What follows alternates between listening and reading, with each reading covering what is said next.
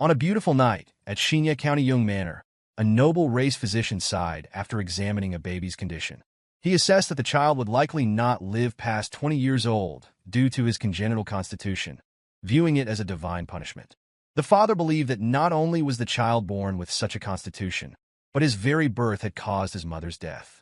The physician felt saddened by young Dame Yeong, the Yeong Manor patriarch, making such a declaration. The physician explained that this situation was akin to the 9 severed meridians. He had never encountered anyone with their Weiji acupoint so severely opened. Referred to as the acupoint in the head, it indicated that the child would die at the age of 20. People typically called this phenomenon deity ascension, a practice performed by extremely powerful Taoists when they departed for the heavenly realm. The physician dismissed this notion as nonsense, mentioning old rumors about absolute martial masters using the upper meridian of their heads, specifically the Weiji acupoint. According to these rumors, deity ascension occurred when someone became overly intoxicated by the energy of the great nature from heavens and earth, leading to death due to inability to withstand it. A sense of disdain appeared on Dame Yeong's face as he looked at his son. He hurriedly stood up, convinced it was heavenly punishment, and ignored the child. The physician was angered by the father's harsh words towards an innocent baby. Dame Yeong instructed him to leave, promising his pay through the chief steward. In response, the physician hastily exited the manor, claiming he did not need the payment. He murmured to himself that if the child had been raised in the unorthodox sects or demonic faction, he might have become the heavenly demon. Had he grown up in the Shaolin Temple, he could have mastered the temple's 72 elite training methods twice over. Yet, the child was born as a hated figure in such a place. The physician knew the child would die young in the countryside without means of survival unless he achieved enlightenment on his own. 15 years later at Yeong Manor, the Yeong family gathered around the table. Dame Yeong announced that since his deceased father, a disciple of the Jeongnan Sect Jeongja, founded the clan, he had devoted his life to reviving it. If the clan gained fame worldwide, he would inherit the ultimate technique of the Jeongnan Sect. He toasted to his son, who had followed in his deceased father's footsteps and successfully joined the Jeongnan Sect. The siblings congratulated their brother on his achievement before Dame Yeong asked everyone to raise their glasses for a toast. The eldest noticed the empty seat at the table and called out to his father, pointing out that Yeonshin was not present. Dame Yeong explained that he had instructed Yeonshin to remain at the training ground. The eldest attempted to protest, but was refused. His father argued that Yeonshin's absence was better for the joyous occasion, as his presence would only bring ill omens. In the training room, Yeonshin diligently cultivated alone. Throughout his life, shunned by his family, he focused solely on finding a way to live longer than his constitution allowed. Suddenly, inner energy surged through his body. Afterward, he felt stronger, with sharper sight and a clearer mind. This improvement was due to his complete mastery of the Jeong Clan's dynamic art, a technique that allowed him to stimulate his muscles with energy and compress it. Currently, he could not enhance it further. Yet, he questioned whether a stronger body would enable him to live longer. Reflecting on the technique, Yeonshin recalled approaching his elder brother to share the new technique he had created, a redeveloped form of the clan's exclusive martial art. The brother had been surprised and then scolded Yeonshin, demanding he never disclose it to anyone. Feeling dejected, Yeonshin turned to another brother, who also refused to learn the technique out of fear of energy deviation. When word reached their father, Dame Yeong was furious. He was angered by his son's audacity to tamper with the clan's technique, especially since Yeonshin was not a clan founder. As a result, Yeonshin faced further shunning from his family and was scolded by everyone with hate and discontent. In the end, Yeonshin pondered the role of a clan founder, someone who creates martial arts and establishes a martial group. He had never considered himself such. His focus had been solely on becoming healthy and living harmoniously with others. Coincidentally, people were gathering that day because an important guest was about to arrive. Upon noticing this, Yeonshin remembered the impending visitation of the martial masters of the Jeongnan Sect, one of the 9 great sects in the world, and one of the Twin Walls known as the strongest groups in Shaanxi, alongside the Manhwa sect.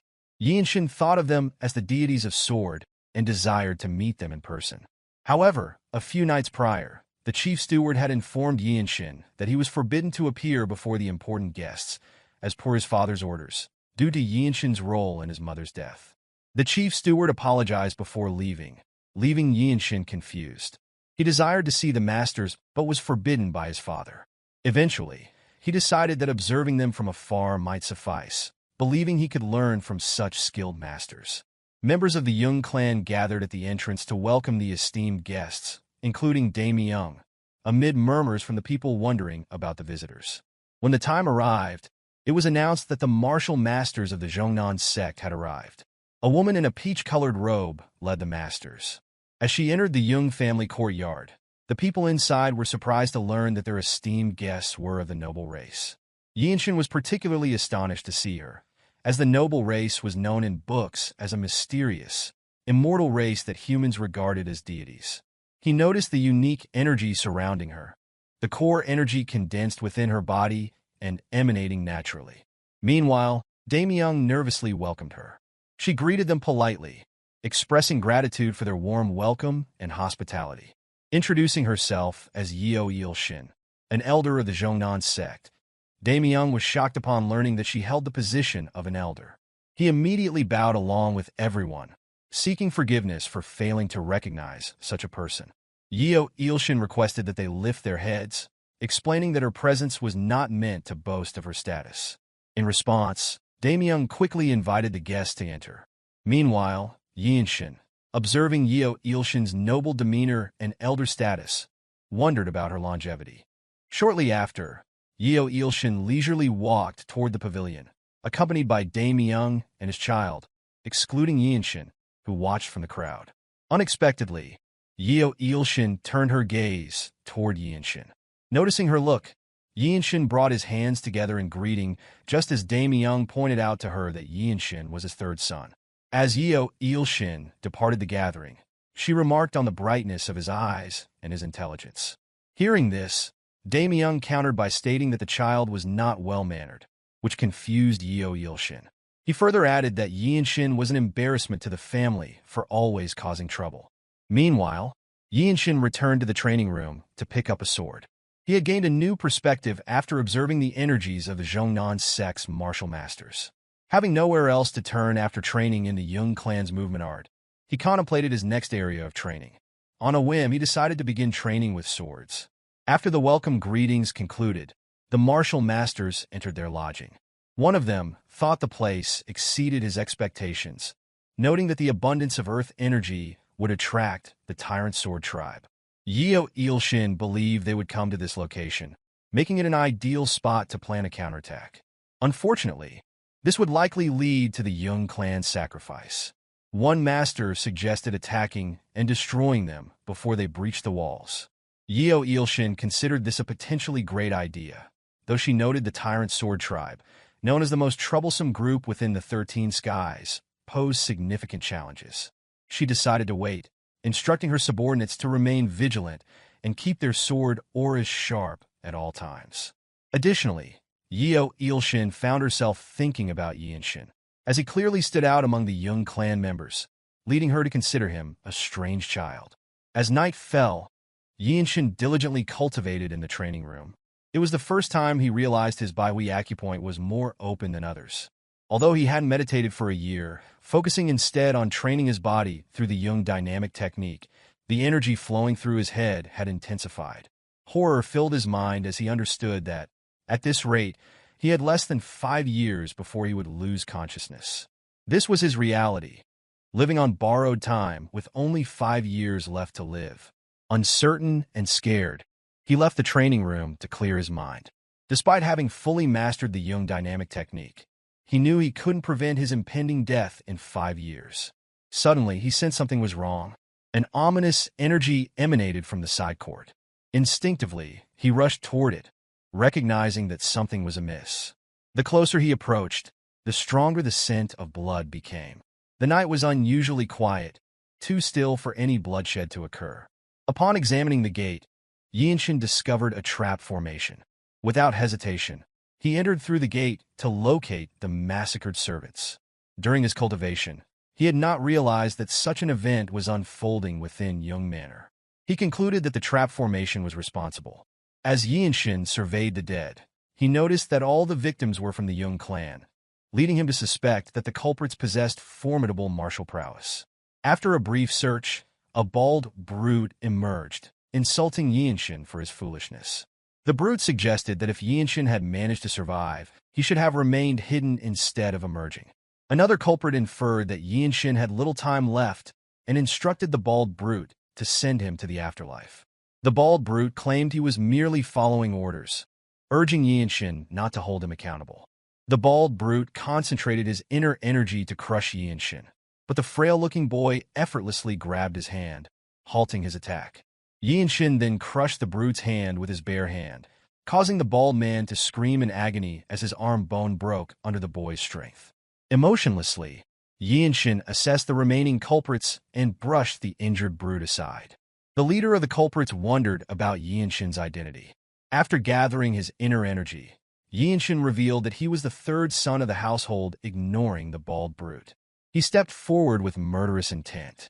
The brute rose, cursing the frail-looking boy who had broken his hand, and attempted another attack with his other hand. Before he could land a blow, Yeonshin had already swung his sword, decapitating the brute in an instant. Without delay, Yeonshin advanced to strike any remaining attackers, swiftly eliminating another culprit who could not respond in time. Utilizing his unique technique, the Scripture of Jung dynamic technique, Yeonshin dodged incoming attacks flawlessly and launched his own counterattacks. With killing intent and fierce determination in his eyes, Yeonshin moved from one opponent to the next. Like those before them, the culprits were powerless against the seemingly frail boy. Approaching two more individuals, Yeonshin beheaded one and swiftly pushed the other back before stabbing him in the heart without missing his sole opportunity to attack. One by one, the culprits fell with each decisive sword strike. Despite his youth, Yeonshin's every move was marked by unwavering determination to kill without hesitation. After avenging the sins committed against his clan, Yeonshin felt satisfied that, even though it was his first time training with the delightful sword, he had mastered its use. Suddenly, another group appeared. The leader of this group, a brute, asserted that they would easily handle the frail-looking boy before them, confident they would not let their guard down. Faced with such brutality, Yeonshin remained calm, displaying no trace of anger as he continued to listen. The brute remarked on how surprising it was for a child to wield the delightful sword and speculated whether Yeonshin had trained with it his entire life. Instead of responding, Yeonshin inquired if they were from the Blood Flame cult. It became clear that the first group he had eliminated belonged to the Blood Flame cult, while the newly arrived group hailed from the Tyrant Sword tribe. The 13 Skies were renowned as the most ruthless and powerful factions in all of Murim. The brute refused to answer when Yeonshin inquired about the presence of two organizations from the 13 Skies. Observing their inaction, Yeonshin deduced that they weren't aware of his affiliation with the Desolate Fortress, the premier branch sect in Murim. Consequently, he suggested that killing him would be troublesome, even for members of the Tyrant Sword tribe. Without warning, a massive aura sword attack swept through the yard, catching Yeonshin off guard. He observed that the individual struck by the attack was one of the masters from the Jonan sect. Shortly thereafter, Yeonshin arrived, noticing the frail-looking boy as she dodged the incoming attack. Known as the deity of the sword, her disheveled state indicated that her opponent had been formidable. A chill ran down Yeonshin's spine as another person joined the battle, hovering in the air. The ominous energy emanating from this newcomer left Yeonshin pondering his identity. The man took a moment to glance at the frail-looking child, causing Yeonshin to feel lightheaded from the eye contact. Soon, the group of brutes knelt and greeted the man as their tribe leader. In that instant, Yeonshin recognized him.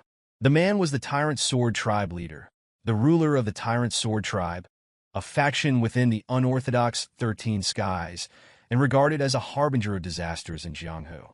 Yeonshin wondered why such a prominent figure, comparable to a patriarch of one of the 9 great sects, was present in this setting. Observing the fallen martial masters from the Jonan sect, Yeonshin concluded that they, along with himself, were nearly doomed. Taking a moment to breathe deeply and steady his mind, Yeonshin prepared to confront the Tyrant Sword tribe leader. Without hesitation, fear, or doubt, he advanced to launch an attack. Noticing the incoming strike, the squad leader unsheathed his sword to counter. However, before he could react, Yeonshin had already pierced his heart. This bold move immediately captured the attention of both the Tyrant Sword Tribe leader and the elder of the Jeong Sect. A mere 15-year-old dared to draw his sword and kill a member of the Tyrant Sword Tribe in front of its leader. Yeonshin taunted them, suggesting they could now kill him in retaliation. The tribe members instinctively drew their swords to attack the audacious boy, but halted abruptly upon their leader's command. The leader commended Yeonshin, praising his spirit as superior to everyone present. This left everyone puzzled, unsure of whom he was referring to. Surprisingly, the Tyrant Sword Tribe leader chose to spare the boy's life. Yeonshin surmised that the leader was unable to kill him. As he raised his sword, Yeonshin revealed that Yeonshin was the grandson of the former Divine Sword Group leader of the Desolate Fortress. This revelation astonished Yeonshin. Aware that the Divine Sword Group was the strongest in the Desolate Fortress, created by the Imperial family to thwart conspiracies by Murim forces, a formidable association to avoid. However, the Tyrant Sword Tribe leader clarified that this was not the reason for sparing Yeonshin.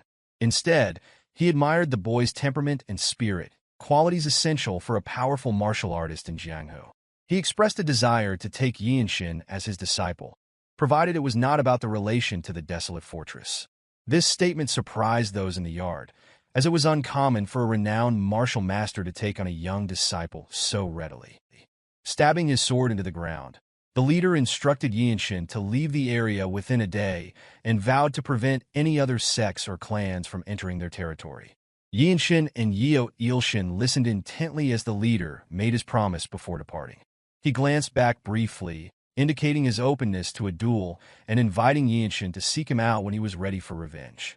Determined, Yeonshin allowed his enemies to drive him away from his land, contemplating whether he could achieve revenge within his remaining 5 years of life. Back at the main pavilion, Yeonshin gazed at his dying father with an expression devoid of emotion. He grasped his father's hand, calling out to him. Daemyeon could only marvel at how his son, whom he had long shunned, had become so powerful, thanks to the martial arts Yeonshin had created. Suddenly, the father remembered his son nervously revealing that he had developed martial arts by modifying the Jeong Clan's movement arts. Instead of feeling proud, the father met his son's plea for approval with discontent and hatred. Tears streamed down his face as he finally recognized his own foolishness and ignorance, failing to see that his son had created the sacred art and possessed the qualities of a founder. With it, he let out his last breath, and the second son of the Jeong Clan wept over the loss of his father. Yeonshin rose to speak with the chief steward holding Hya, his niece. Fortunately, she was safe, merely unconscious from someone targeting her acupoint to knock her out before hiding her to protect her from the killers. Turning around, Yeonshin instructed his second brother to take care of her within the Jeong Sect, noting her exceptional affinity with the 5 elements, which would likely lead them to accept her. Meanwhile, Yeonshin would attend to his own matters.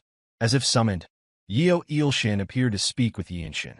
With the Tyrant Sword Tribe leader's involvement, she needed to report the incident to the Jeong Sect immediately. Upon being questioned, Yeonshin intended to go to the Desolate Fortress, his mother's family's domain, as he had nowhere else to grow stronger unlike his second brother. Not wanting to lose such talent, Yeonshin offered him the opportunity to train at Jeongnan Mountain. Yeonshin had already decided to head to the Desolate Fortress when Yeonshin revealed her intention to recommend him as the sect leader's disciple. This revelation shocked both men, given the significance of the offer. Becoming the direct disciple of the Jeongnan sect leader would grant him access to the absolute sacred art, and the leader was among the top 10 swordsmen in the world. However, Yeonshin had his own plans. He clasped his hands together and declined the offer, promising not to forget Yeonshin's kindness. Yeonshin anticipated his refusal, having sought someone as talented as him. This was likely what the Tyrant Sword Tribe leader had perceived as well. In the end, Yeonshin could only apologize as Yeonshin assured him that the Jeongnan sect's doors would always remain open for him. Yeonshin was aware that Yeonshin was one of the elder members among the noble races. Consequently, he inquired about the method to obtain the fruit of the Tree of Life. This fruit, protected by the Desolate Fortress leader, whom the emperor recognized as both king and peer, was said to grant eternal life and youth to those who consumed it, making it a celestial treasure. Yeonshin considered that acquiring this fruit could extend his already limited lifespan.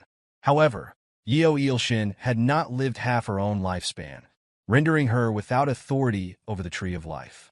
Her knowledge was limited to the fact that the Desolate Fortress leader could grant the fruit to others. Realizing this, Yeonshin understood that his only option was to approach the Desolate Fortress.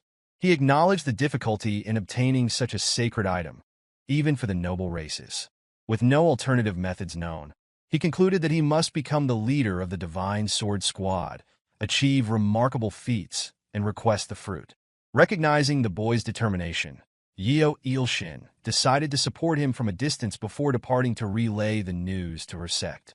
She instructed two of her subordinates, the Cliff Swordsman and Neutral Spirit, to assist with the cleanup of the area.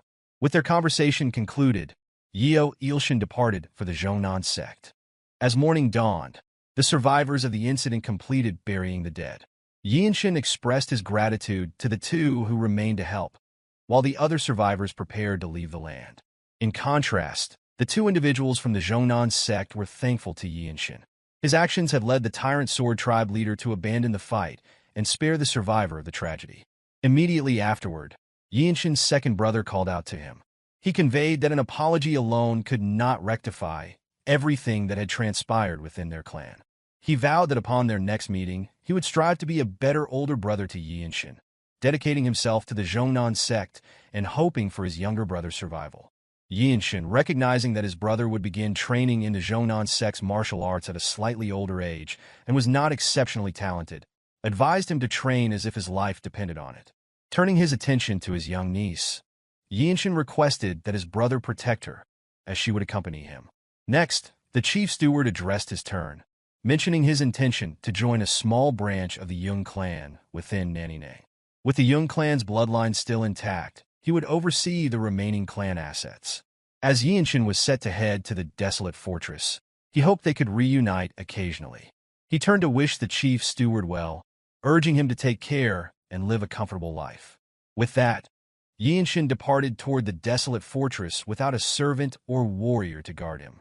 Watching his young master's departure, the chief steward pondered whether any of the Jeong descendants had ever spoken such words to him, highlighting Yeonshin's distinctiveness. A few days later, on a peaceful night in Xianyang, Yeonshin arrived at a restaurant with the Desolate Fortress visible in the distance. He overheard another guest praising the Desolate Fortress's incredible reputation.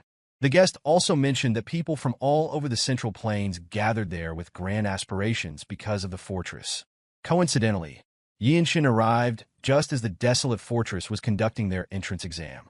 Unexpectedly, a wild martial artist approached Yeonshin, inquiring whether he intended to take the entrance exam as well.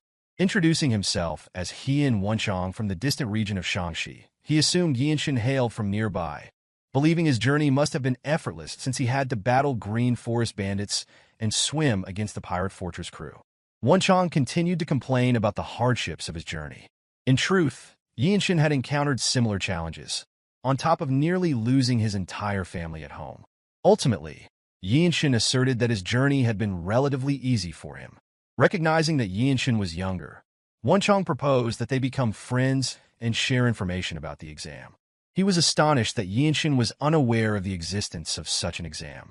Wonchong proceeded to elaborate on the exam, known as the trial, explaining that the Desolate Fortress differed significantly from typical martial arts groups. Just as aspiring government officials must excel in both martial arts and literature, there was a specific exam for joining the Desolate Fortress. Yeonshin listened attentively as Wonchong further explained that this was why so many people were gathered at that time. Regardless of one's foundational skills, upon joining, opportunities and training would be provided. It was no surprise that martial artists flocked there, with countless individuals learning various martial arts to pass the test. The Desolate Fortress was the world's strongest martial group, a place that made everyone's heart race with anticipation. People often remarked that those wishing to conquer the world with a single weapon should go to the Desolate Fortress. Since the imperial family ruling the Central Plains sought to control martial arts groups, all elixirs and advanced martial arts from around the world were concentrated there. Wonchong added that nearly nobody could pass the Desolate Fortress trial on their first attempt. Perhaps 1 in 1,000 succeeded, typically those destined to become next-generation leaders of reputable martial arts clans gaining prominence. After his extensive explanation, Wonchong suggested that they attend the Desolate Fortress entrance exam together the following day. Nonchalantly, Yeonshin agreed, thereby acquiring an unexpected sidekick on his journey. Reflecting on the situation, Yeonshin felt grateful that he did not need to seek his mother's family's assistance, as he was unaware of their location or appearance. The next morning arrived swiftly, and Yeonshin, accompanied by his new sidekick Wonchong, stood before the fortress gate. Yeonshin registered and received a wooden plaque inscribed with the word 13. Observing his surroundings, he noticed that all the exam participants were older than him, with some attempting it for the first time and others having taken it multiple times. Wonchong explained that the first exam involved simply standing before the examiner. A candidate would pass by accepting their plaque and fail by refusing to return it to the reception. The second exam was a tournament among the exam takers, and the third was an interview with the Desolate Fortress's master. Yeonshin was surprised that the master herself participated in the exam, as martial artists came to this fortress specifically for that opportunity. A conversation with an absolute master like her was an incredible chance to gain profound understanding. Once all preparations were complete, the examiner announced the first exam, to perform a swift sword art demonstration. Specifically, candidates were to execute a single swing using their fastest sword technique. Wonchong seized the opportunity to be the first to take the exam, his nerves apparent as he volunteered himself. Upon arriving before the examiner, his demeanor shifted, a change that Yeonshin immediately noticed. Observing his new sidekick, Yeonshin recognized that Wonchong possessed strength surpassing some of the vagabonds encountered on his journey. When ready, Wonchong concentrated his inner energy into every fiber of his muscles and executed a swift, precise sword slash. Spectators marveled at the speed of his technique. Some could see it clearly, while others could not perceive it at all. Wonchong awaited the examiner's judgment with nervous anticipation. Joy filled Wonchong as the examiner requested his plaque, indicating that he had passed the first exam. A smug expression crossed his face as he wished his new friend good luck. Confidently, Yeonshin approached the examiner with his sword in hand. Observers were taken aback by the presence of such a young man attempting the notoriously difficult Desolate Fortress entrance exam. Standing before the examiner, people presumed he was merely seeking advice from a random martial artist present. The examiner assessed Yeonshin briefly before signaling him to begin. In an instant, the examiner marked the time for Yeonshin to perform his sword strike. Within a split second, Yeonshin had already completed his technique, followed by a wave of energy that astonished both the examiner and the onlookers. Engrossed in his own thoughts, Yeonshin remained calm, while Wonchong was astounded by the speed of Yeonshin's sword strike. Yeonshin sheathed his sword as the examiner declared that the future of the Desolate Fortress was embodied in the frail-looking boy before him, instructing Yeonshin to submit his plaque.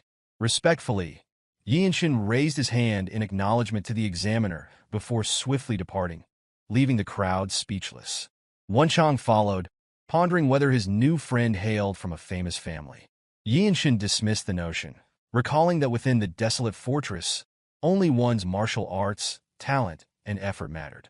Wonchong found it hard to believe that Yeonshin was attempting to enter the Desolate Fortress on his first try, questioning whether that was the reason everyone came here. Yeonshin expressed his sincere determination to give his all in the trials, understanding that Wonchong intended to leave after thanking him for his resolve. Meanwhile, Yeonshin hoped that the kind and talkative Wonchong would also pass the second exam. As he awaited the next challenge, Yeonshin checked into an inn to cultivate. He knew the second exam was a tournament where he would compete against others using his martial arts. With 3 weeks until the exam, Yeonshin focused on training his skills, including the Jung dynamic technique and his delightful sword techniques. The 3 weeks passed swiftly, and Yeonshin arrived at the gathering place for the second exam, prepared as he could be.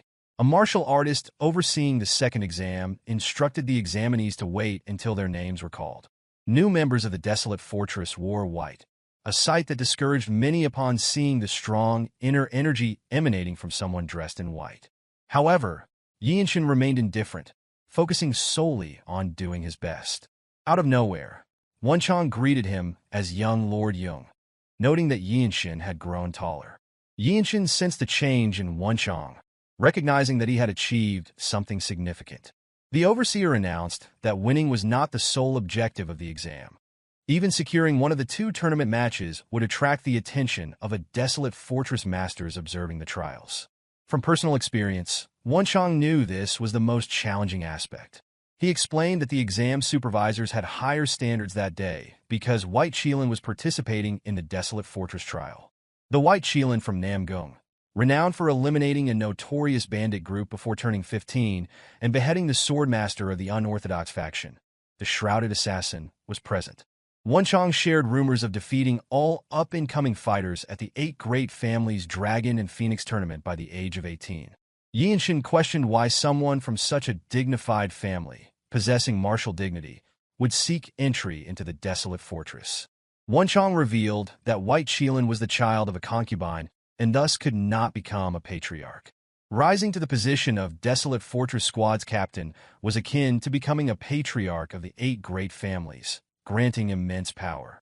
After Wonchong finished his explanation, Yeonshin's name was called for the second exam.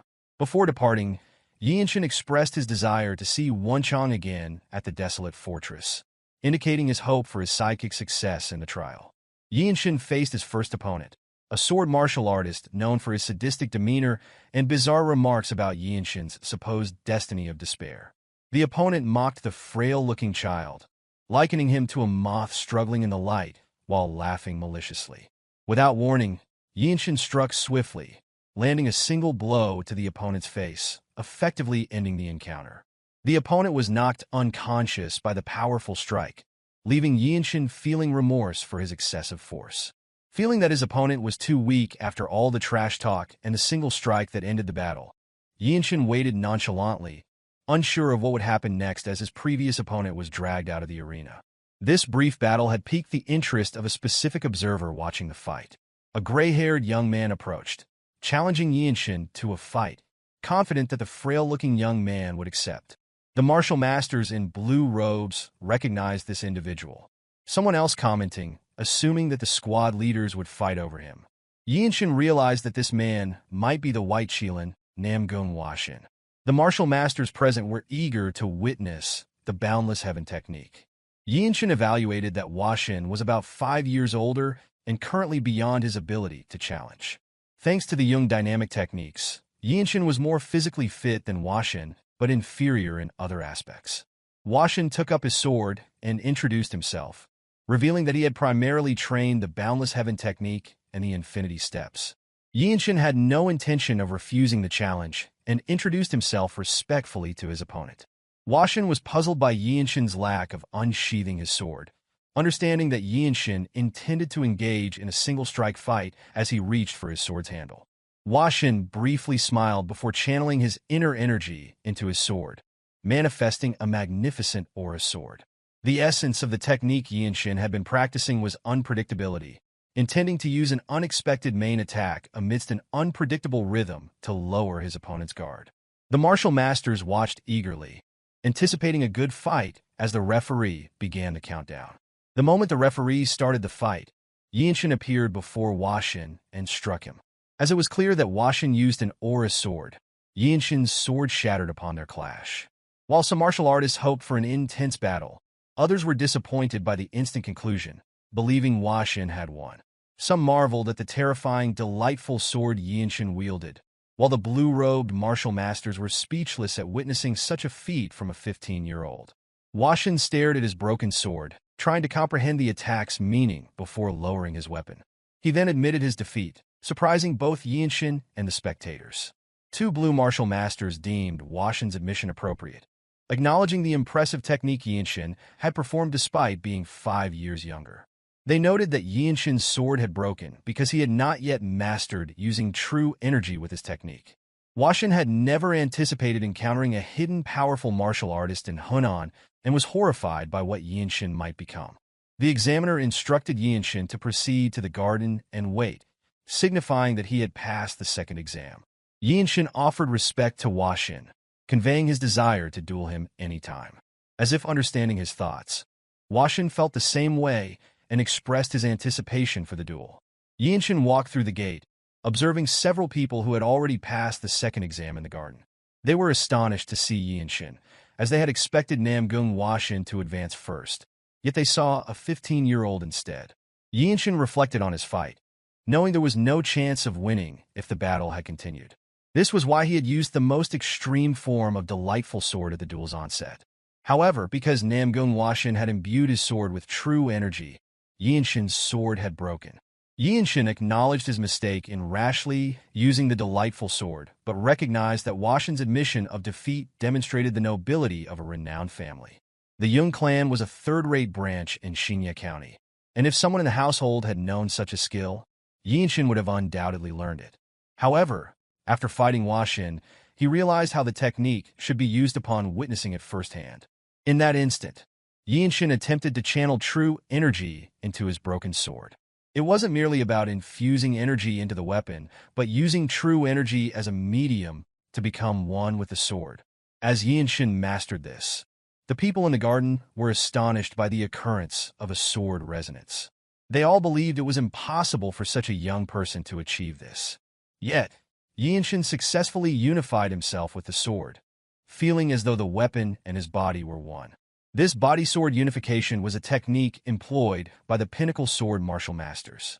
From that moment, Yeonshin knew that the sword technique he would use in this state was on another level. After fully comprehending his newfound ability, he smiled contentedly. Out of nowhere, Yeonshin sheathed his sword and congratulated Yeonshin on his enlightenment. It took Yeonshin a moment to realize the situation as the onlookers gathered to witness his breakthrough. He assumed that Yeonshin had been protecting him to prevent anyone from disrupting his enlightenment. Yeonshin expressed his gratitude to Yeonshin, acknowledging his protection without realizing it. He also congratulated Yeonshin on passing the Desolate Fortress trial. In return, Yeonshin laughed happily at Yeonshin's words. Wonchong approached, announcing that he had also passed the second exam. Yeonshin smiled and gladly congratulated him. Additionally, Wonchong revealed that Yeonshin had earned a nickname.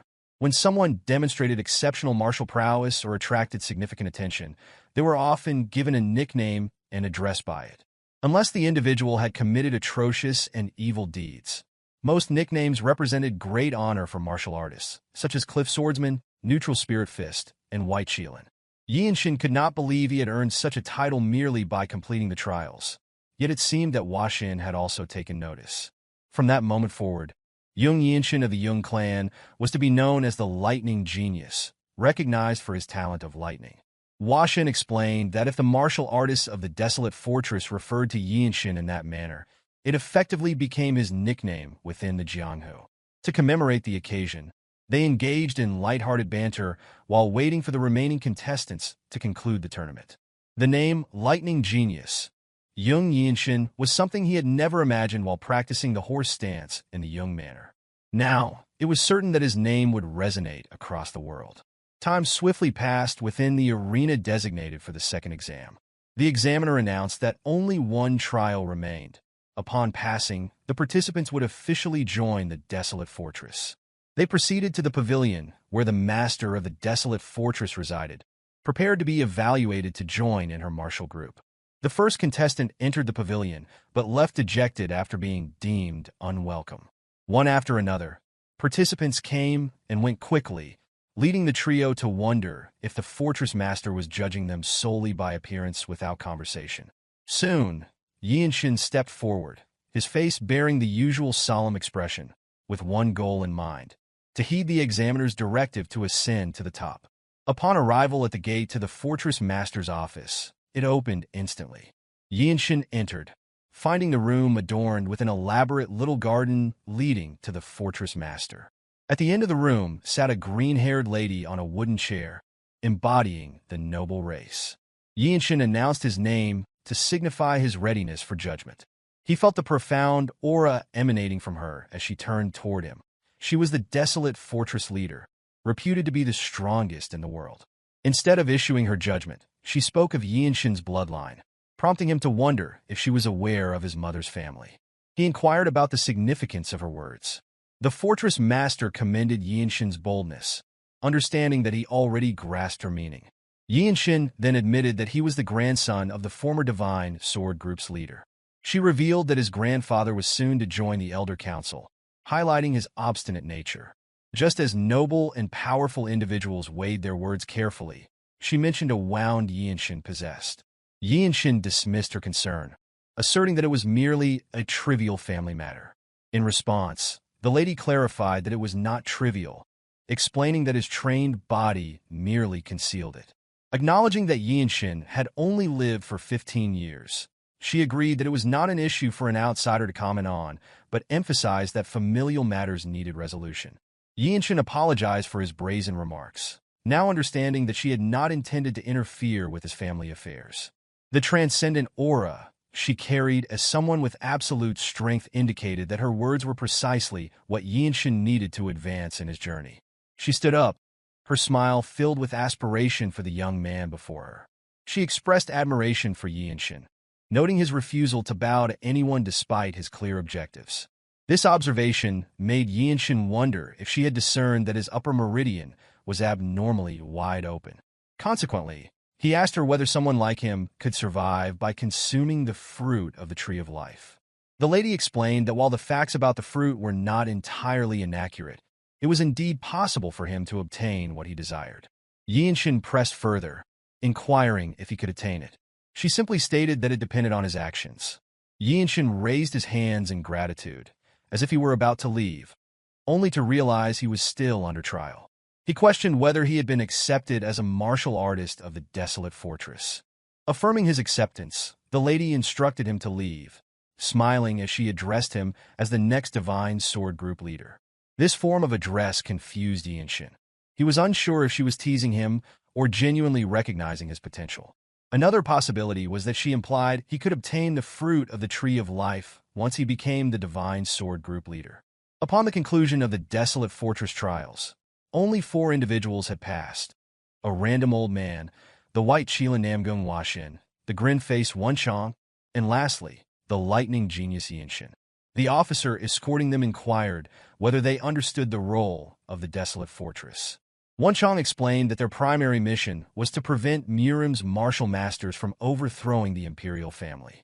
The officer revealed that this was just one of their major tasks and that there was more to their duties.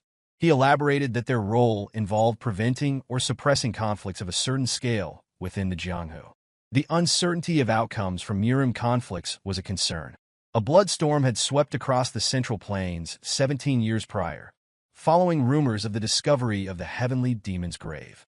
It would have been manageable if the conflicts were limited to those seeking ultimate martial arts manuals or elixirs, but the heinous actions of vicious martial artists did not discriminate between martial artists and commoners. Witnessing such hellish scenes made the Empire unrecognizable, marking one of the disasters of the Heavenly Demon's Grave. The officers added that unorthodox sects and demonic factions were not the sole problems. Orthodox groups, including the 9 great sects and 8 great clans, also posed significant threats. If the Desolate Fortress allowed them to operate unchecked, the people would suffer, leading to unrest and delayed tax payments, which would undermine the Empire's reign. To combat this, the imperial family had provided the Desolate Fortress with substantial resources, including money, elixirs, manuals, and martial masters. Their mission was to eliminate any martial artists who disrupted the lives of ordinary people. Shortly thereafter, they arrived at their assigned abodes. The officer explained that they would be allocated to specific places and moved to accommodations accordingly. A week passed swiftly, during which Yeonshin diligently cultivated in his room. The prolonged wait made him question why his assignment was delayed beyond his expectations. After a few more hours, Wonchong entered to deliver the news. It had been decided that both Yeonshin and Wonchong would join a combat squad known as the Radiant Demon Squad the following day. During the long weeks of waiting, rumors had been circulating. The 17 combat squad captains under the Divine Sword Squad had been battling each other to recruit new warriors. These captains, the martial masters representing the Desolate Fortress, were engaged in sparring to enlist the White Qilin and the Lightning Genius. This was the path through which Yeonshin would become part of the Radiant Demon Squad. The next day, Yeonshin and Wonchong arrived at the arena of the Radiant Demon Squad to receive their welcome. Wonchong grinned foolishly at his new white robe uniform, a symbol of his status as a martial artist of the Desolate Fortress, while Yeonshin surveyed the members of the squad. The members appeared eager to embrace the new recruits, exuding excitement and hope for their addition. However, Ma Jin, the Radiant Squad captain, stood before them with a menacing presence.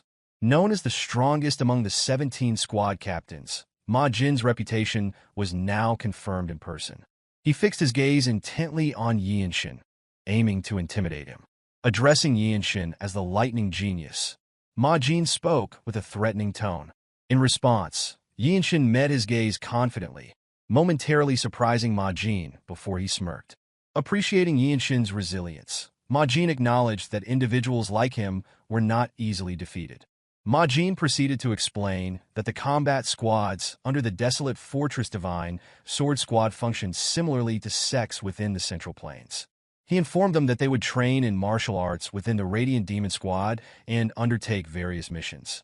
Pointing towards the back, Ma Jin indicated that their seniors were present among the squad members.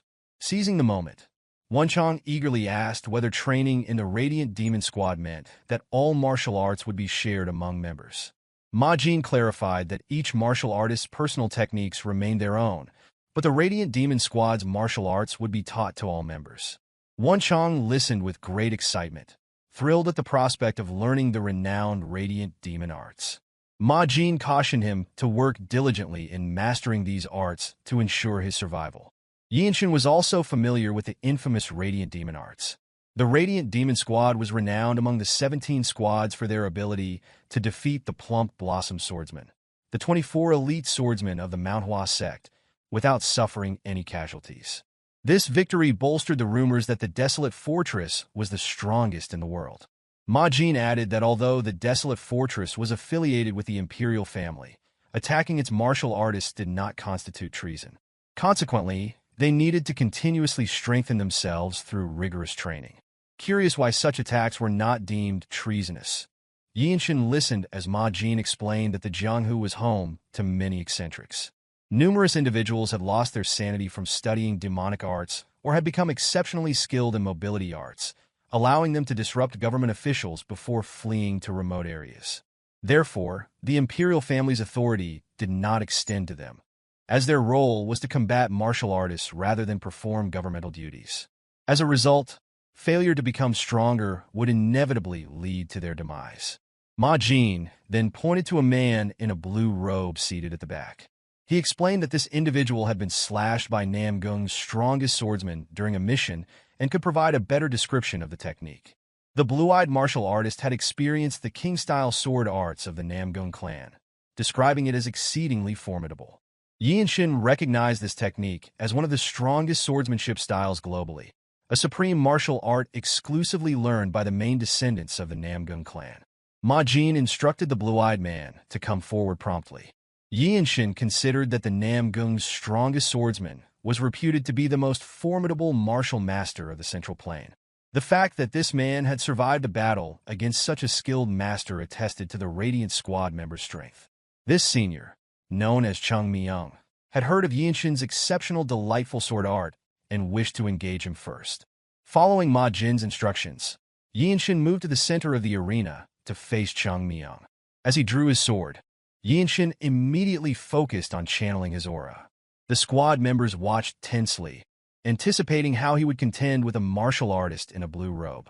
Observing Yeonshin's spirited demeanor, Chung Myung smiled calmly as he took up his own sword, adopting a relaxed stance. In accordance with tradition, Chung Myung introduced himself, claiming to have been born and raised in Xiangyang, while simultaneously mustering his inner energy. Similarly, Yeonshin followed suit, though it was intriguing that no one knew much about Xinya, the place where Yeonshin was born and raised. It remained a fact that such a place existed and had produced such martial arts. Before commencing their sword exchanges, Chung Myung informed Yeonshin that he could sense the wind generated even by a 10-year-old child employing the tri-sword technique. This ability allowed him to discern an opponent's sword swings during combat, a subtle instruction he conveyed to Yeonshin. Chung Myung added that reaching this stage at such a young age indicated considerable talent and expressed his desire for Yeonshin to demonstrate all of his swordsmanship abilities during the fight. As Yeonshin grasped his sword's handle, he immediately initiated a sword resonance. This action surprised the surrounding members, including Ma Jin, who watched intently. In that moment, Yeonshin focused his strength and inner energy on his sword, preparing to strike at the casually standing Chung Myung. Yeonshin remained patient, able to detect his opponent's breathing through energy sensing. When Yeonshin deemed the timing right, he infused strength into his step, dashed toward Chung Myung, and instantly appeared before him. Yeonshin swung his sword without hesitation. However, Chung Myung met the incoming strike, and Yeonshin's attack seemed insufficient, causing him to be pushed back slightly. This puzzled Yeonshin, making him wonder how his opponent had time to raise his sword. Nevertheless, he regained his footing, aware that his opponent was the martial master who had survived an encounter with the strongest swordsman in Namgung. Determined, Yeonshin launched another attack, believing that confronting such an opponent was more manageable than he had initially thought. After performing a feint, Yeonshin turned to strike Chung Myung's abdomen. Chung Myung anticipated the move and blocked it with his sword. In that instant, Chung Myung vanished in a thin air before Yeonshin. However, Yeonshin was certain that Chung Myung was approaching, and just as he expected, Chung Myung reappeared behind him, aiming to strike Yeonshin's neck. Yeonshin managed to see the attack in time, ducked to evade it, and counterattacked. Chung Myung's deep experience was evident as he leapt off the arena to dodge the attack, leaving only his bandana exposed to receive the sword strike. This maneuver revealed that Chung Myung belonged to the noble race. The rapid exchange of attacks astonished all the members of the Radiant Demon Squad, including their captain, Ma Jin, who undoubtedly observed everything. Meanwhile, Yeonshin awaited another attack, contemplating the truth of the rumors after witnessing them firsthand. Noticing that his opponent was hesitating, Yeonshin decided to employ the Jung dynamic technique he had developed on his sword to launch an offensive. However, he was taken aback by the strange expressions on the squad members' faces. Realizing their surprise, Yeonshin lowered his sword and inquired about Chung Myung's opinion of his sword skills. Believing that Chung Myung had underestimated him, Yeonshin requested an honest evaluation. Instead of responding, Chung Myung asked Yeonshin his age, causing some frustration. Yeonshin disclosed that he was only 15 years old, questioning its significance.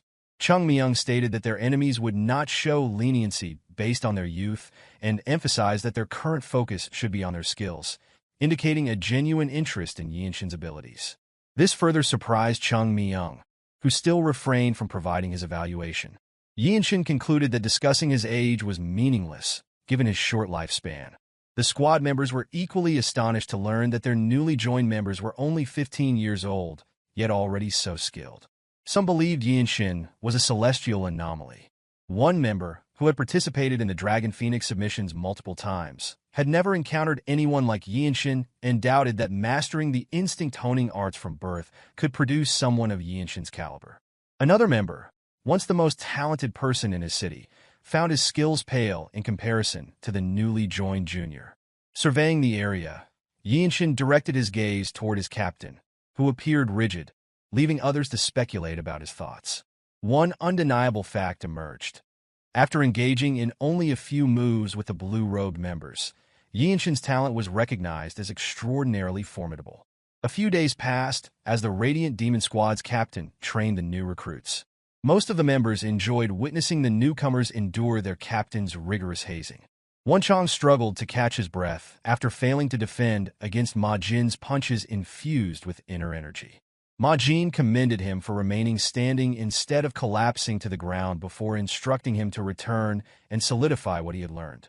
In contrast, Yeonshin remained as calm as ever, diligently reinforcing the lessons from the strongest squad captain of the Desolate Fortress. Once Yeonshin finished, Ma Jin inquired whether he had grasped the essence of the steps. Yeonshin responded that it was about thinking and acting seamlessly. Ma Jin affirmed this, explaining that there was always a way to move regardless of the situation. He elaborated that the true essence of the Radiant Demon Arts was to move fluidly without disrupting the attack's trajectory before instructing Yeonshin to understand the deeper meaning of attack paths. Intrigued, Yeonshin asked for further explanation about the deeper meaning of attack paths. Majin found it challenging to describe verbally and decided to demonstrate instead. Standing before the stone garden light post, he instructed both Yeonshin and Wonchong to observe carefully as other members gathered, eager not to miss the captain's technique. Majin concentrated his inner energy, pressing his hand against the light post, generating immense pressure and causing a gust of wind. He then took a deep breath, completely relaxing his mind, body, and aura. Yeonshin noticed the moment the captain relaxed his breathing before striking, as if Majin had already discovered the attack path. Seemingly finding his target, Majin struck the light post with his bare left hand. The force of the attack caused the solid stone to crumble. After demonstrating the concept, Majin took another deep breath, while the other members watched in amazement, even after witnessing it multiple times. Majin further explained that following a perfect attack path would unleash the most powerful attacks. Yeonshin understood that they needed to master the timing of unleashing their strength. Majin emphasized that, although he had shown them the technique, it was not something they could master after a single demonstration, highlighting that it was a lifelong pursuit. Contrary to Majin's assertion, Yeonshin felt confident he could perform the technique immediately. He stepped toward another light post, causing Majin to wonder if he intended to attempt it. In his mind, Yeonshin believed that the essence of core energy was great nature and questioned whether merely replicating what he had seen would suffice. At that moment, Yeonshin gathered his inner energy and utilized body-sword unification. After reaching the desired state, he slowly relaxed his mind and body. As he opened his eyes in this relaxed state, he observed a line on the surface of the stone light post. Yeonshin patiently waited until a point appeared on the light post. Using his sword scabbard, he struck the indicated point just as Majin had demonstrated. Upon contact, a crack briefly appeared before the stone crumbled into rubble. Through this, Yeonshin comprehended the deeper meaning of attack paths. He had mastered all aspects of the Radiant Demon arts and now needed to continue training to apply it effectively in real combat. Yeonshin smiled contentedly before turning to see all the Radiant Demon squad members stupefied by how swiftly he had mastered the technique. Observing their surprise, Yeonshin humbly apologized for displaying an unbecoming side of himself, admitting it was his first attempt. He expressed a desire to engage in more real fights to properly utilize the Radiant Demon arts, acknowledging that ordinary practice would not suffice in life-and-death situations. Grateful for Majin's instruction, Yeonshin thanked him as the captain perspired profusely from witnessing Yeonshin's rapid learning. Majin realized he needed to reconsider his training approach for Yeonshin moving forward. The next day, Wonchong approached Yeonshin, informing him that their seniors had engaged in a fierce battle with the Heavenly Squad. Yeonshin knew that the Desolate Fortress strictly enforced its rules, and fighting outside the training grounds was punishable. This made him question the reason behind their seniors' confrontation. Wonchong explained that a member of the Heavenly Squad had initiated a fight at a restaurant, claiming that the Lightning Genius's talent could not flourish within the Radiant Demon squad. Yeonshin frowned upon learning that the dispute stemmed from such a trivial matter. Wonchong then revealed that this was the true nature of the Murim.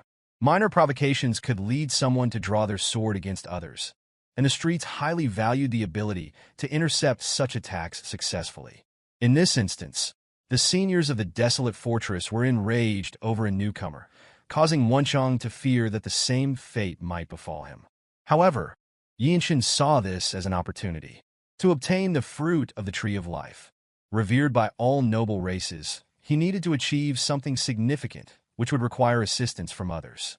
While the best way to earn a martial artist's trust was to owe them one's life, making a good first impression on squad members was also beneficial. Determined not to let the seniors' fight over him pass unaddressed, Yeonshin decided to visit his captain.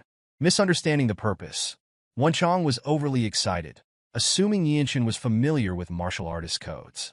Upon arrival at the training arena, they found everyone gathered. The members were perplexed as there was no training session scheduled for the white-robed members. One member suggested that the white-robed individuals had no need to train so intensely, while another opined the opposite, insisting they must train harder. Both Yeonshin and Wonchong approached Majin to offer their greetings, prompting the captain to wonder if they were encountering training issues on their own. Yeonshin expressed his desire for a sparring session, to which Ma Jin suggested he could ask anyone present, and they would gladly spar with him. However, Yeonshin declined, stating he wanted to spar with a member of the Heavenly Squad. This request astonished the arena's members. Ma Jin contemplated that Yeonshin must have been aware of the previous day's events and advised him not to become too agitated. Nonetheless, Yeonshin insisted, expressing his wish to witness the heavenly sword arts he had long admired firsthand. Although Ma Jin believed Yeonshin was overly stirred, he was pleased that his junior was motivated by his seniors. Yeonshin remained steadfast, declaring his intention to spar and demonstrate the radiant demon art's superiority once more to his captain. Yeonshin aspired to gain fighting experience with the radiant demon arts, observe an advanced martial art, and leave a positive impression on his seniors. Achieving all three objectives simultaneously would be akin to killing 3 birds with 1 stone. Ma Jin noted that Yeonshin had neither trained in the same martial arts as the Heavenly Squad nor fought alongside them before. He explained that although it might be a sparring match, there was no reason they would go easy on Yeonshin. Ma Jin perceived Yeonshin's eagerness to engage in a fierce battle as genuine, believing that fighting tooth and nail was Yeonshin's intention. This revelation momentarily surprised the Radiant Squad members, who then cheered Yeonshin, expressing their desire to see his growth. Some even shouted that if Yeonshin managed to survive the fight, he could become the next captain of the Radiant Demon Squad. Ultimately, Ma Jin conceded and decided to convey the message to the Heavenly Squad to request a sparring match. Soon after, members from both the Radiant Demon Squad and Heavenly Squad gathered in the arena. Observers were puzzled by a white-robed member challenging a blue-robed one, but those familiar with Yeonshin recognized his formidable prowess. One member clarified that the fight was intended as a guidance match for learning purposes, leading others to speculate how long Yeonshin would endure against the blue-robed martial artist. Some believed it would be impressive if he could withstand about 10 bouts against the opponent. Conversely, Han Chulmak, the Heavenly Squad captain, estimated that a white-robed member from the Radiant Demon Squad stood no chance against his blue-robed counterpart. Unexpectedly, Chulmak bet one of the Heavenly Squad's elixirs that the white-robed Yeonshin would not last 10 bouts. Ma Jin considered the bet excessive for such a fight. Sensing Ma Jin's hesitation, Chulmak wondered if he feared losing the wager. Ma Jin dismissed the provocation, asserting that the Desolate Fortress's elixirs were not to be used frivolously. Chulmak countered by emphasizing that the honor of both squads was at stake, making the bet meaningful. In the end, Ma Jin accepted the wager. As Chulmak relaxed in his chair, he expressed confidence in winning the bet, believing that as the leader, he should trust his team's abilities. However, Ma Jin was certain that Yeonshin would emerge victorious. Shortly after, the blue-robed members of the Heavenly Squad began conversing. Yeonshin formally introduced himself, showing respect to his sparring opponent. He was aware that warriors typically started as white-robed fighters before advancing to blue robes, though not everyone achieved this progression. Some took over 10 years to become blue-robed warriors, often those who could not be defeated by top martial masters from major sects. The blue-robed warrior, Gu Ilwan, claimed to have trained in heavenly sword arts for 20 years. He mentioned that while swords were said to have no eyes, master swords did possess eyes. Despite this, he intended to show no mercy in the duel, intimidating Yeonshin with his formidable presence. Yeonshin acknowledged this stance, indicating his understanding. The moment Gu Ilwan unsheathed his sword, he released his sword aura. Observing the extraordinary aura, Chulmak smirked, certain he would not lose the bet. However, Yeonshin remained undeterred. Aware of the blue-robed warrior's strength, he was more curious about the sword style employed. He dismissed unnecessary thoughts and reached for his sword, determined to rely on his own martial arts style regardless of his opponent's techniques. Gu Ilwan, upon seeing Yeonshin wielding his sword, allowed him the first attack. As soon as the challenge was issued, Yeonshin charged forward using his Yeong dynamic technique. Their swords clashed, and Gu Ilwan successfully deflected the strike. It became evident that the white-robed warrior possessed remarkable speed, as Gu Ilwan prepared for another strike. Yeonshin's rapid attacks forced Gu Ilwan to fend off a barrage, causing Chulmak to sweat nervously, questioning if a white-robed member truly had such speed. Ma Jin mused that such skill at Yeonshin's age was breathtaking. With Yeonshin's abilities, he realized that failing to capitalize on this opportunity to swiftly defeat the opponent would mean forfeiting the chance to win.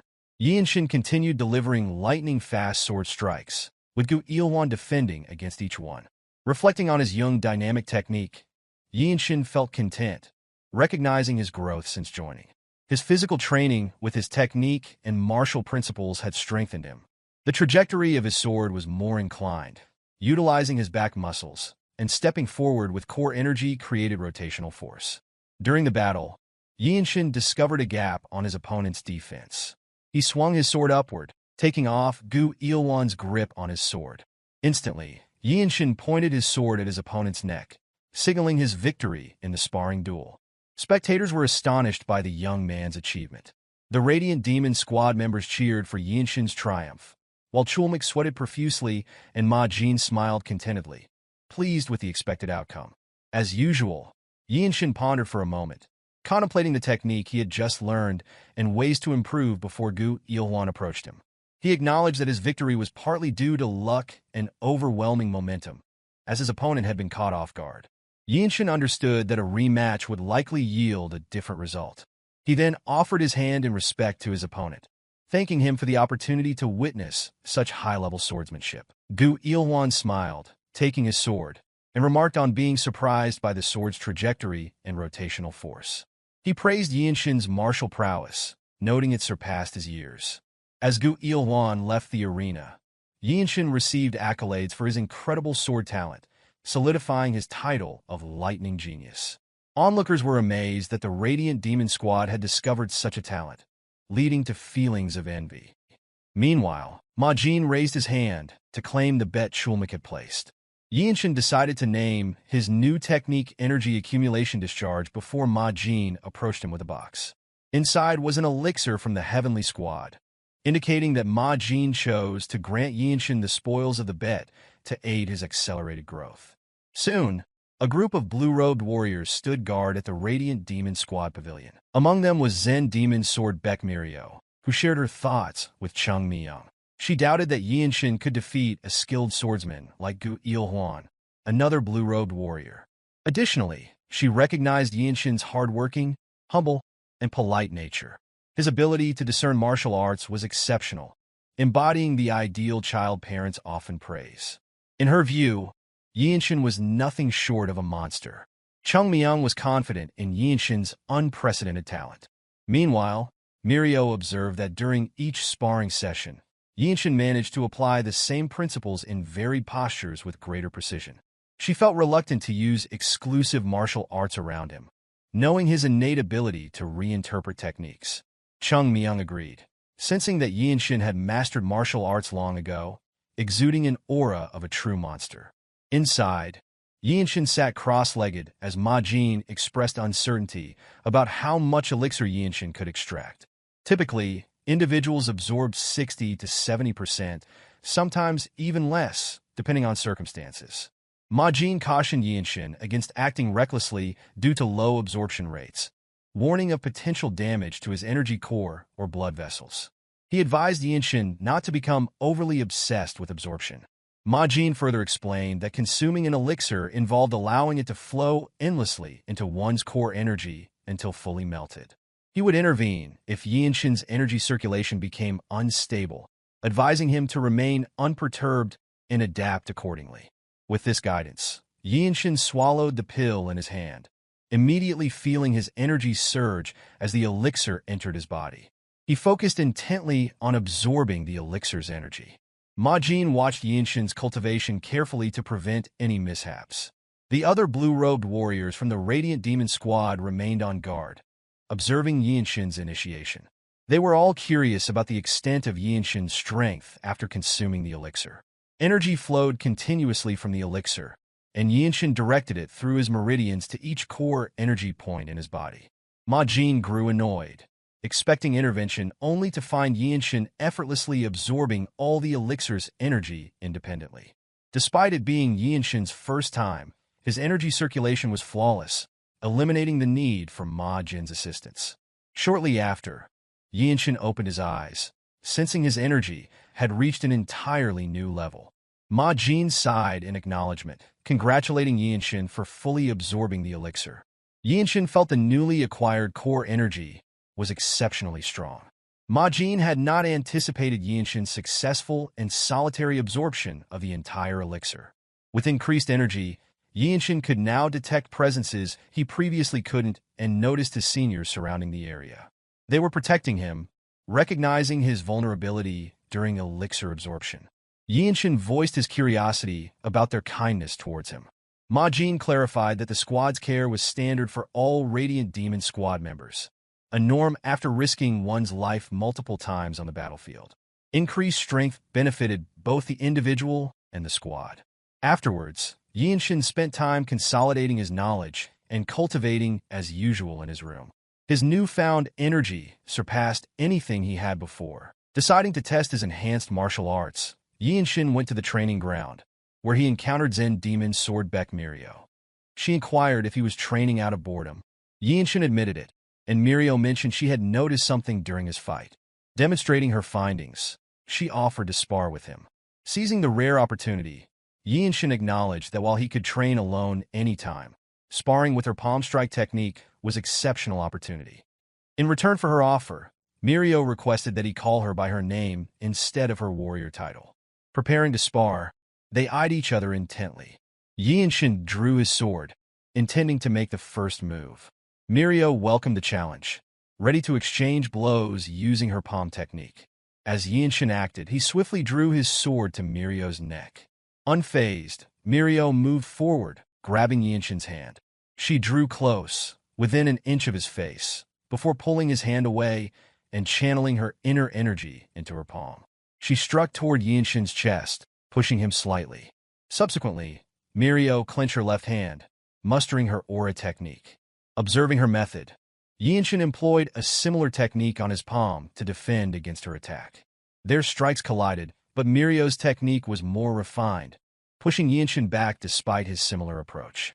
The spar concluded with Myohwa expressing her astonishment at Yeonshin's ability to defend against her palm technique.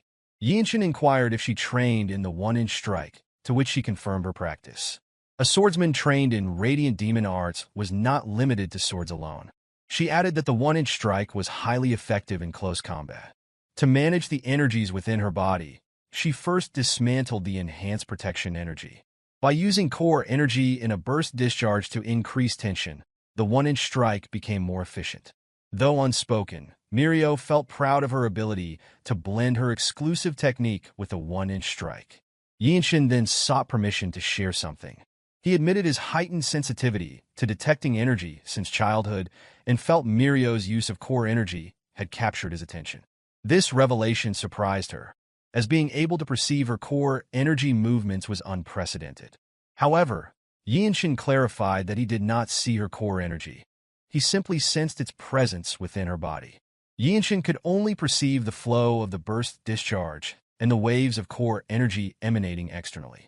That is still really hard to believe, Myohwa remarked, adding that even purple robe martial masters might lack energy detection skills of such caliber.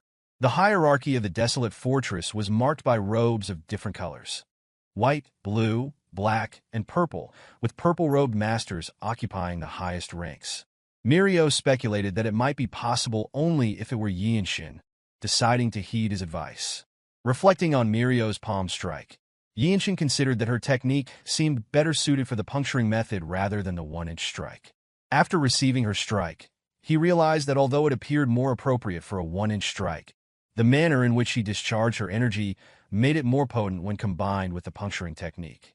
Suddenly, Myohwa's demeanor changed to anger as she rebuked him, questioning whether he thought she was an idiot incapable of using something as simple as the puncturing technique. She further inquired if that was the reason she hadn't utilized it. Ultimately, Yeonshin refrained from pressing the matter further and apologized for his unnecessary comment that had upset her. Myohwa promptly turned around, apologized in return, and thanked him for his input before abruptly leaving Yeonshin alone in the training arena. Myohwa proceeded to the captain's office to meet with Ma Jin, revealing that Yeonshin had deduced her martial arts techniques. She inquired whether Ma Jin had ever disclosed the origins of her martial arts to Yeonshin. Ma Jin was perplexed, dismissing her concerns by asserting that he would never divulge such important information to Yeonshin. This left Myohwa puzzled about how Yeonshin had uncovered her methods.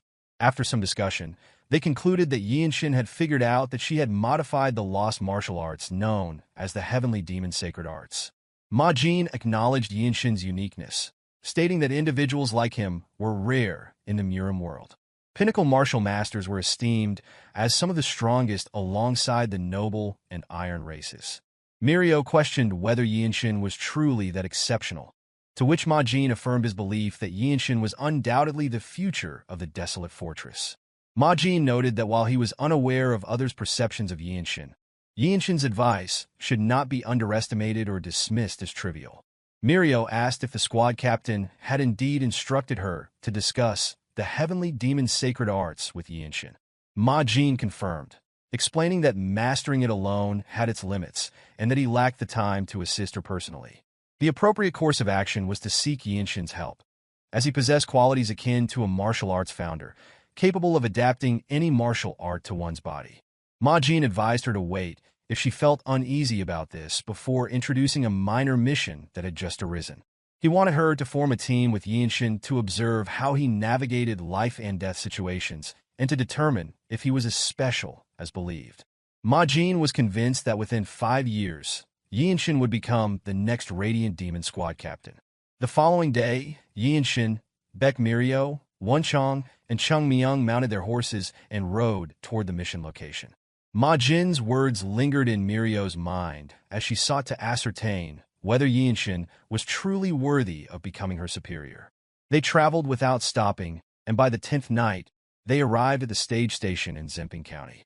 Wonchong was weeping in agony from the relentless ride, which had taken a toll on his body, while the other 2 blue warriors and Yeonshin remained as sharp as ever. Before their departure, Ma Jin had explained that recently, individuals offering services to the Blood Flame cult had settled in a nearby village, routinely slaughtering livestock and destroying crops. Typically, the Shangxi branch could handle such threats, but an incident involving the theft of the Manhwa sect's elixir, the Plum Blossom Pill, comparable to the Shaolin Temple's Great Revitalization Pill, had escalated the situation, affecting all of Shangxi. With no spare manpower, the main Desolate Fortress branch had requested assistance. Ma Jin tasked the 4 with addressing this issue. Yeonshin was aware that the Blood Flame cultists were extremists devoid of humanity. Unexpectedly, an obnoxious, overweight official emerged, complaining about the delay in accepting the request. He boasted about his desire to treat the Desolate Fortress with respect, but no longer wished to do to their perceived laxity. He further criticized the decision to send a young lad, disregarding that the group consisted of martial artists rather than mere thugs. Yeonshin turned to his seniors, inquiring about the nature of this individual. Chung Myung responded that such ignorant officials were common, having encountered many who had never witnessed a true martial artist. People like this official mistakenly believed the Desolate Fortress was their personal servant. Observing the official like a pig, Yeonshin asked if he could block the man's mute acupoint. Chung Myung granted permission before instructing them to handle the matter swiftly and depart. The official persisted in voicing his grievances until Yeonshin struck his mute acupoint, rendering him mute. Yeonshin then explained that they did not take orders from him and left him unharmed. As they proceeded toward their accommodations to rest, Wonchong realized that Yeonshin had learned to block acupoints as well. He expressed his intention to address Yeonshin respectfully by using his warrior name. In return, Yeonshin permitted Wonchong to do as he pleased, addressing him as the Desolate Fortress Sacred Warrior, which made Wonchong proudly accept the title. Chung Myung approached Yeonshin to elaborate on the relationship between the Murim and the government, explaining that they did not interfere with each other and neither would invade the other. However, within the government, the Desolate Fortress enjoyed more freedom than other martial artists due to the imperial family's support. This autonomy allowed them to confront those who erroneously believed they were under the Desolate Fortress's control. Myohwa joined the conversation, advising Yeonshin never to overextend himself. She commended his recent action against the official, considering it exemplary. During their discussion, Wonchong noticed movement in the distance. He alerted the others, and they focused their attention, a red-haired man wielding a sword was seen taking a child from the villagers. Yeonshin immediately identified the aggressor as a blood-flame cultist. Acting swiftly, he was the first to move, dashing toward the man in an attempt to rescue the child. Although Yeonshin was the first to initiate the move, Chung Myung swiftly outpaced him during the run. Yeonshin speculated whether his senior was utilizing the noble race's mobility art known as grass flutter. Following Chung Myung, Mirio accelerated past, and even Wonchong managed to move faster than Yeonshin after a few steps. This observation made Yeonshin aware of his weakness, realizing that he had insufficient training in mobility arts. The absence of proper mobility arts training at Yeong Manor placed him at a significant disadvantage. Meanwhile, a blood flame cultist launched an attack on a villager. The villager demanded the return of the child, while the cultist firmly resisted, telling the crying child to be quiet. He contemplated that the child, being full of life energy, posed a different kind of noise. Before the red-haired brute could act further, Chung Myung arrived and launched an attack. Unfortunately, the brute successfully blocked Chung Myung's sword strike. At that moment, Chung Myung positioned himself between the cultist and the villagers to shield them from harm. Additionally, he rescued the child from the brute's grasp. Surprised by the unexpected appearance of a martial artist from the Desolate fortress, the red-haired brute turned around, realizing he was in a predicament with another blue-robed martial artist approaching. Instantly, he summoned strength from his core energy and attempted to flee before Mirio could catch up.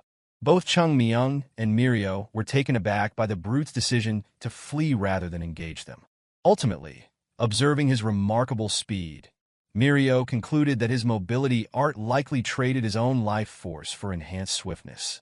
Shortly thereafter, Wonchong arrived. Although he was faster than Yeonshin, his physical condition appeared poor, evident from his heavier breathing. Chung Myung returned the child to the parent before they all retreated to rest for the night. A little later, Mirio reprimanded Wonchong, acknowledging his martial arts proficiency suitable for a white robe, but noting his insufficient stamina.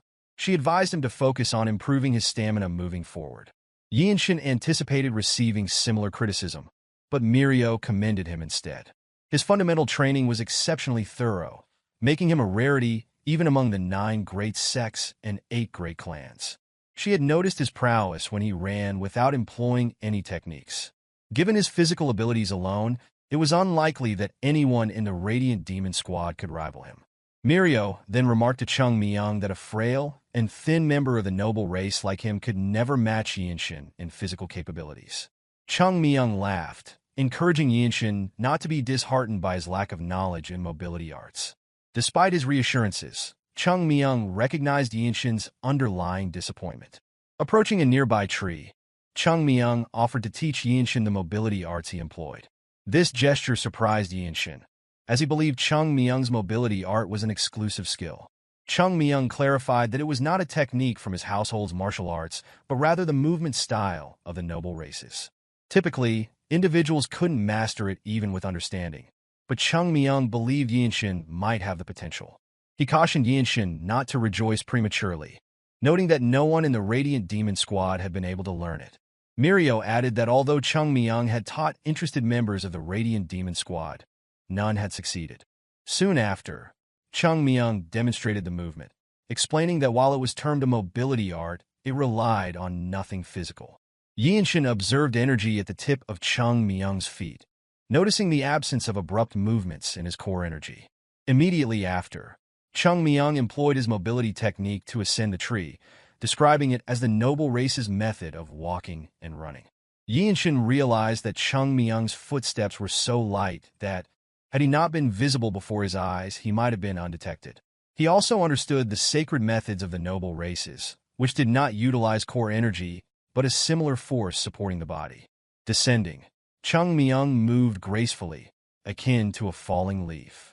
Chung Myung then inquired whether Yeonshin comprehended the technique. Yeonshin contemplated how to harness core energy to create wind, lacking the authority of the noble races.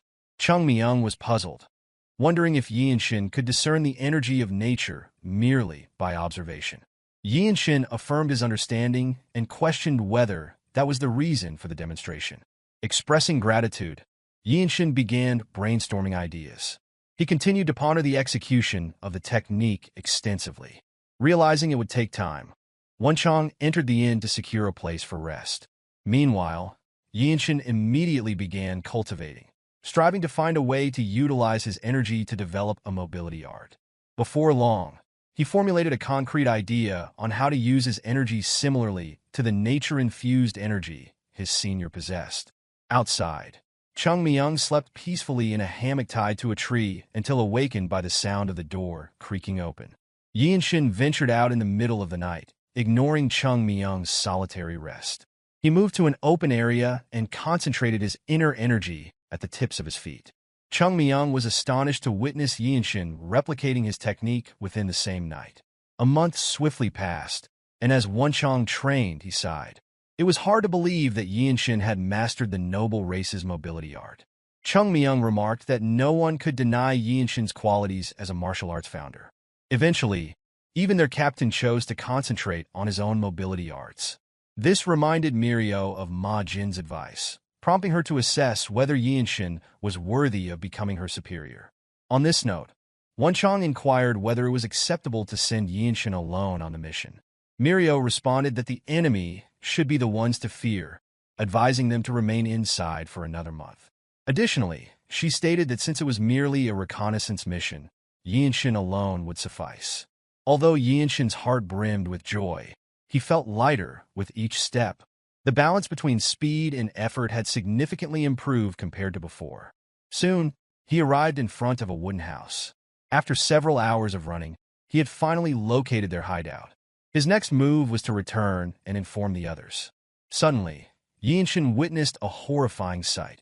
A blood-flame cultist leisurely sucking the essence of a young boy. This act starkly contradicted everything Yeonshin believed in. Determined, Yeonshin chose to reveal himself, calmly approaching the man. The cultist questioned the identity of the young man, daring to approach him in broad daylight. A gluttonous smile spread across the cultist's face as he eyed Yeonshin, a brazen young man radiating life energy, standing alone in such an unexpected place. Rising to his feet, the man reached for his sword at his waist and advanced toward Yeonshin. He laughed joyfully, confident that a mere white robe from the desolate fortress was no match for him alone. However, before the cultist could swing his sword, Yeonshin's blade swiftly severed his neck, decapitating him.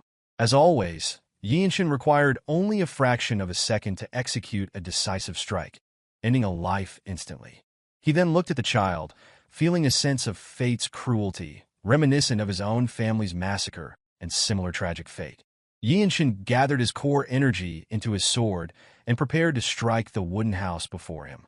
He vowed to bury the child after resolving the situation, refusing to allow any member of the demonic cult to survive. This resolve mirrored the teachings of Ma Jin. Channeling his core energy, Yeonshin visualized the attack path toward the wooden house.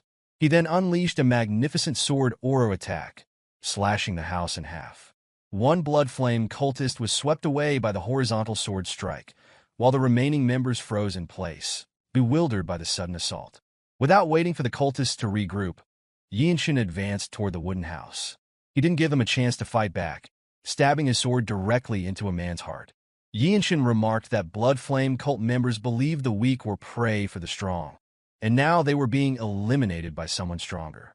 After eliminating one guard outside and two more inside the house, Yeonshin discovered a cave leading deep underground. He sensed a significant amount of energy emanating from within the cave, indicating that this was not merely a hideout for a few cultists, but a branch of the Blood Flame cult. Before long, a group of cultists emerged, one of them screaming that anyone daring to attack this place would meet their death. Yeonshin recognized the first cultist he had encountered in the village.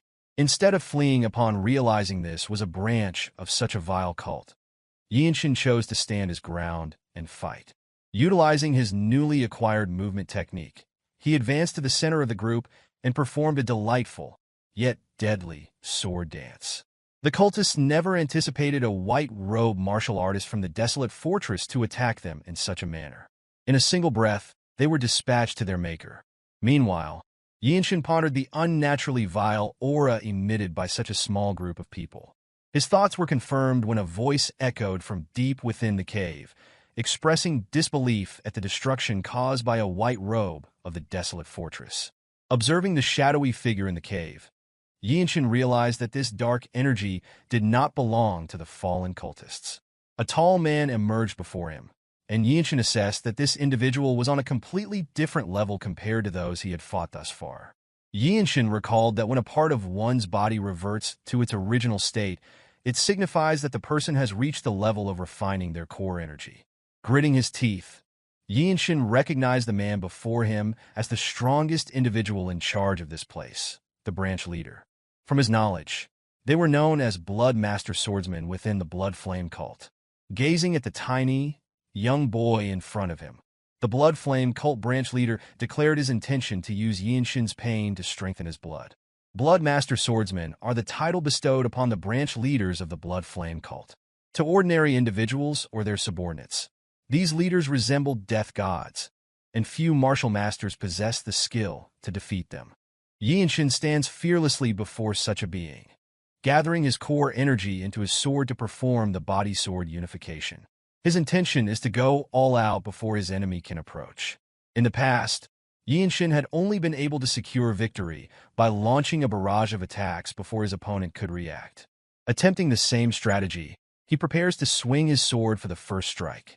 The branch leader of the Blood Flame cult mocks Yeonshin by invoking the name Desolate Fortress, which has inflated his arrogance.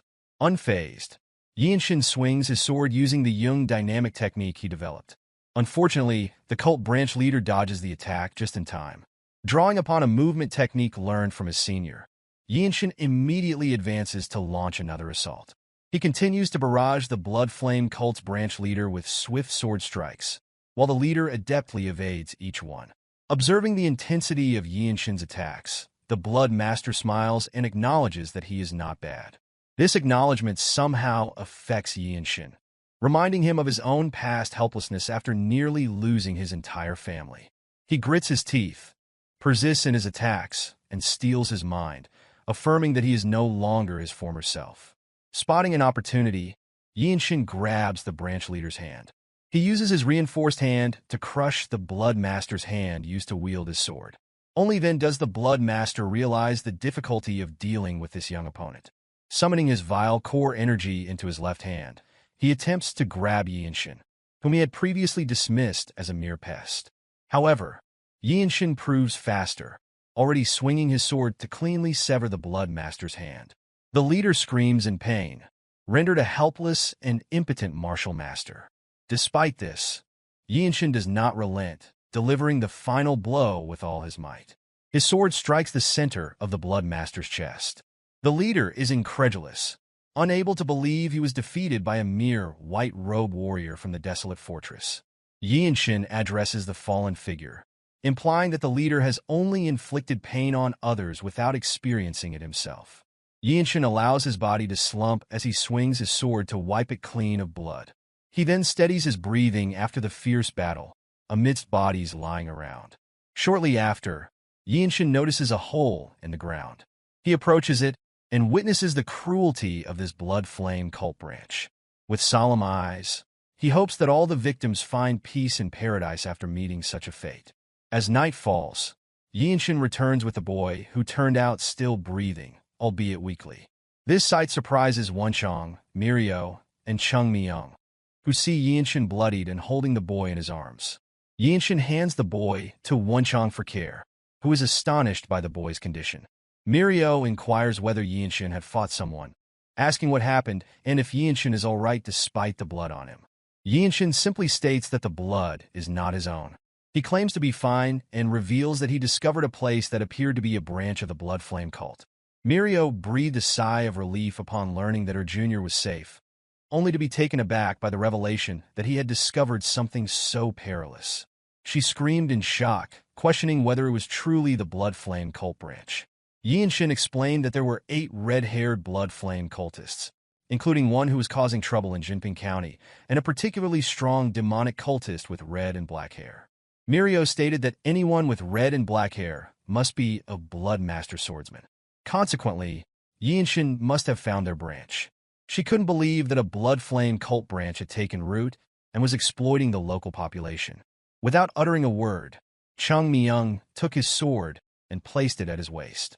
He declared that regardless of the mission's nature, the Blood Flame cult was a target of the Desolate fortress that needed to be eradicated, and informed the others that they would now raid their branch. Praising Yeonshin for his remarkable achievement, he advised him to rest and walked away. Mirio concurred with his remarks, deciding to accompany Chung Myung in dismantling the branch. Before departing, Yeonshin insisted that their presence was unnecessary, suggesting that they should enlist government troops instead and focus on aiding the victims. Wonchong struggled to grasp Yeonshin's statement, prompting Mirio to inquire whether Yeonshin had already defeated all of them, including the Bloodmaster Swordsman. Yeonshin casually claimed that he had already killed them all. Chung Myung found it hard to believe that Yeonshin had single-handedly destroyed a Blood Flame cult branch. In response, Yeonshin revealed that the mobility arts taught by his senior had significantly aided him. This revelation left Chung Myung speechless, as it was unheard of for a new white robe martial artist to contend with a Bloodmaster Swordsman. Mirio then explained that the Bloodmaster Swordsman possessed a peculiar regeneration ability, making it extremely dangerous to confront him alone. She wanted to know how the battle had unfolded. She detailed that some had driven them to the brink of death, but were ultimately stabbed in the backs and killed because they were unaware of the regeneration ability. Yeonshin presented the head of the supposed Bloodmaster Swordsman with red and black hair, pondering whether he had ever utilized the regeneration ability. He felt an urge to decapitate the branch leader after witnessing the mountain of corpses he had caused. Although Yeonshin still wondered about the regeneration ability's danger, Chung Myung assured him of its existence and stated that the fight was over. Upon returning to the Desolate fortress, the two blue robe warriors reported everything to Ma Jin. He expressed surprise that a Blood Flame Master Swordsman had been involved in what he had anticipated to be a simple mission. He mused that this situation might actually be advantageous, as it allowed them to witness the true capabilities of the white robes on the mission. Ma Jin then inquired about the lightning genius's behavior in life and death situations. Mirio doubted the accuracy of what had transpired, while Chung Myung was puzzled by the question. Ma Jin clarified that if a Blood Master Swordsman had been present, their forces must have been at least at the branch level, indicating a very dangerous scenario for the white robes. He surmised that they assaulted the branch by bringing the two white robes and destroying it. In the end, Mirio admitted that they hadn't actually witnessed anything firsthand. She revealed that Yeonshin had embarked on the reconnaissance mission alone and had annihilated the entire Blood Flame cult branch by himself. Ma Jin sought clarification, confirming that Yeonshin had gone alone and killed all the Blood Flame cult members, including the Bloodmaster Swordsman. Ma Jin felt a surge of shock when Chung Myung simply affirmed his statement. Meanwhile, Yeonshin remained deep in thought as usual, while Wonchong expressed disbelief at how he had become attached to the place and how pleasant it was to return. Wonchong then inquired if Yeonshin sensed an electric atmosphere upon their return. Yeonshin concurred, likening it to the ambience of a festival. Wonchong, known for his penchant for gossip, revealed that the former Divine Sword Group captain had returned to vie for the position of Elder Council leader. Accompanying him was a boy, reportedly an adopted son of the renowned Desolate Male clan, rumored to be exceptionally talented. Yeonshin was aware that the Desolate Male clan was his mother's lineage, yet they had never visited Shinya County before, not even during his mother's wedding. After Yeonshin's birth, they had not reached out once. Yeonshin smiled, considering such stories typical of village tales, as if his mother's family had severed all ties after she married into a household they deemed lower in status. The next morning, Yeonshin reported to his squad captain as summoned. Ma Jin examined Yeonshin intently from head to toe, noticing the remarkable transformation after his mission, evident in the change in Yeonshin's energy. The thought that Yeonshin had single-handedly destroyed an entire Blood Flame cult branch was impressive and not mere luck, Ma Jin mused. He then stood up, instructing Yeonshin to follow him, mentioning that the Fortress Master had requested a joint meeting. Yeonshin pondered why the Desolate Fortress Master, holding such a position, would seek a meeting with them. As he followed his captain, Yeonshin inquired if there had ever been instances where she requested meetings with White Robe Warrior after their enlistment. Ma Jin responded sternly that it had never happened. As they walked, people not only showed respect to the Black Robe Squad captain, but also to Yeonshin, known as the Lightning Genius. Murmurs spread as onlookers recognized Yeonshin not only for his reputation in the Radiant Demon Squad, but also as the one who had killed a Blood Master swordsman while wearing a white robe, a fact that seemed hard to believe given Yeonshin's youthful appearance. Ma Jin explained that it was natural for others to pay attention to Yeonshin. His ability to destroy a blood flame cult branch alone marked him as a martial master within the Desolate Fortress. With this in mind, Yeonshin walked confidently beside his captain to meet the fortress master. Yeonshin's perception of time was different, and he did not afford himself the luxury of it. Determined to survive, he aimed to become as strong as a Divine Sword Group captain before turning 20. His goal was to advance from white to blue, surpass black robes like his captain, and lead squads such as the Radiant Demon Squad as a purple robe or Divine Sword Group captain. They arrived at the fortress master's office, and as Ma Jin knocked on the door, they overheard her mention that the former Divine Sword Group captain had a grandchild. The old man responded by asserting that the blood of a lowly place could not travel far and expressed his desire not to bring shame to the Ma clan. Ma Jin and Yeonshin continued to wait as the old man claimed that the child accompanying him was his successor, emphasizing that despite not being from the main family, the child was exceptionally talented. Shortly after, the door opened, and Ma Jin and Yeonshin entered the room. Inside, alongside the fortress master, stood the old man, who was purportedly the former captain of the Divine Sword Group, accompanied by a young boy. The green-haired fortress master greeted the newcomers with a solemn smile on her face. Yeonshin studied her intently, pondering her intentions, until Ma Jin greeted her respectfully, prompting Yeonshin to follow suit. Yeonshin then turned his attention to the old man, the former Divine Sword Group captain and a purple robe martial master reputed to be stronger than Ma Jin. The old man addressed Yeonshin, identifying the boy as the lightning genius from the Radiant Demon Squad. He introduced himself as Ma Yeonjiak, mentioning his past leadership of the Divine Sword Group. Yeonjiak explained that he had informed the fortress master that his adopted grandson wished to meet a martial master of his caliber. Upon hearing this, Yeonshin realized that Ma Yeonjiak was unaware of his true identity, understanding that this ignorance was why the fortress master had summoned him. Yeonjiak continued, stating that he had recently heard of Yeonshin's fame and felt that the rumors did not fully capture his reputation upon meeting him in person. The old man further praised Yeonshin's accomplishments, expressing disbelief that Yeonshin had achieved so much at such a young age. In response, Yeonshin dismissed the compliments by addressing Ma Yeonjiak as his grandfather, revealing his identity as young Yeonshin of the Radiant Demon Squad. This unexpected revelation surprised Yeonjiak, as it was unusual for a young child to claim such a relationship. The adopted grandson appeared confused by Yeonshin's words, while a mischievous smile played on the fortress master's lips. It was then that Yeonjiak realized Yeonshin shared the surname Yeong, understanding that the child was his grandson from a daughter he had rejected. Additionally, Ma Jin was astonished to learn that Yeonshin was his sister's son, making Ma Jin Yeonshin's maternal uncle. The scene unveiled a complex family drama that fell and enjoyed by the fortress master. Yeonshin exhibited a dumbfounded expression upon discovering that Ma Jin, his squad captain, was also his uncle.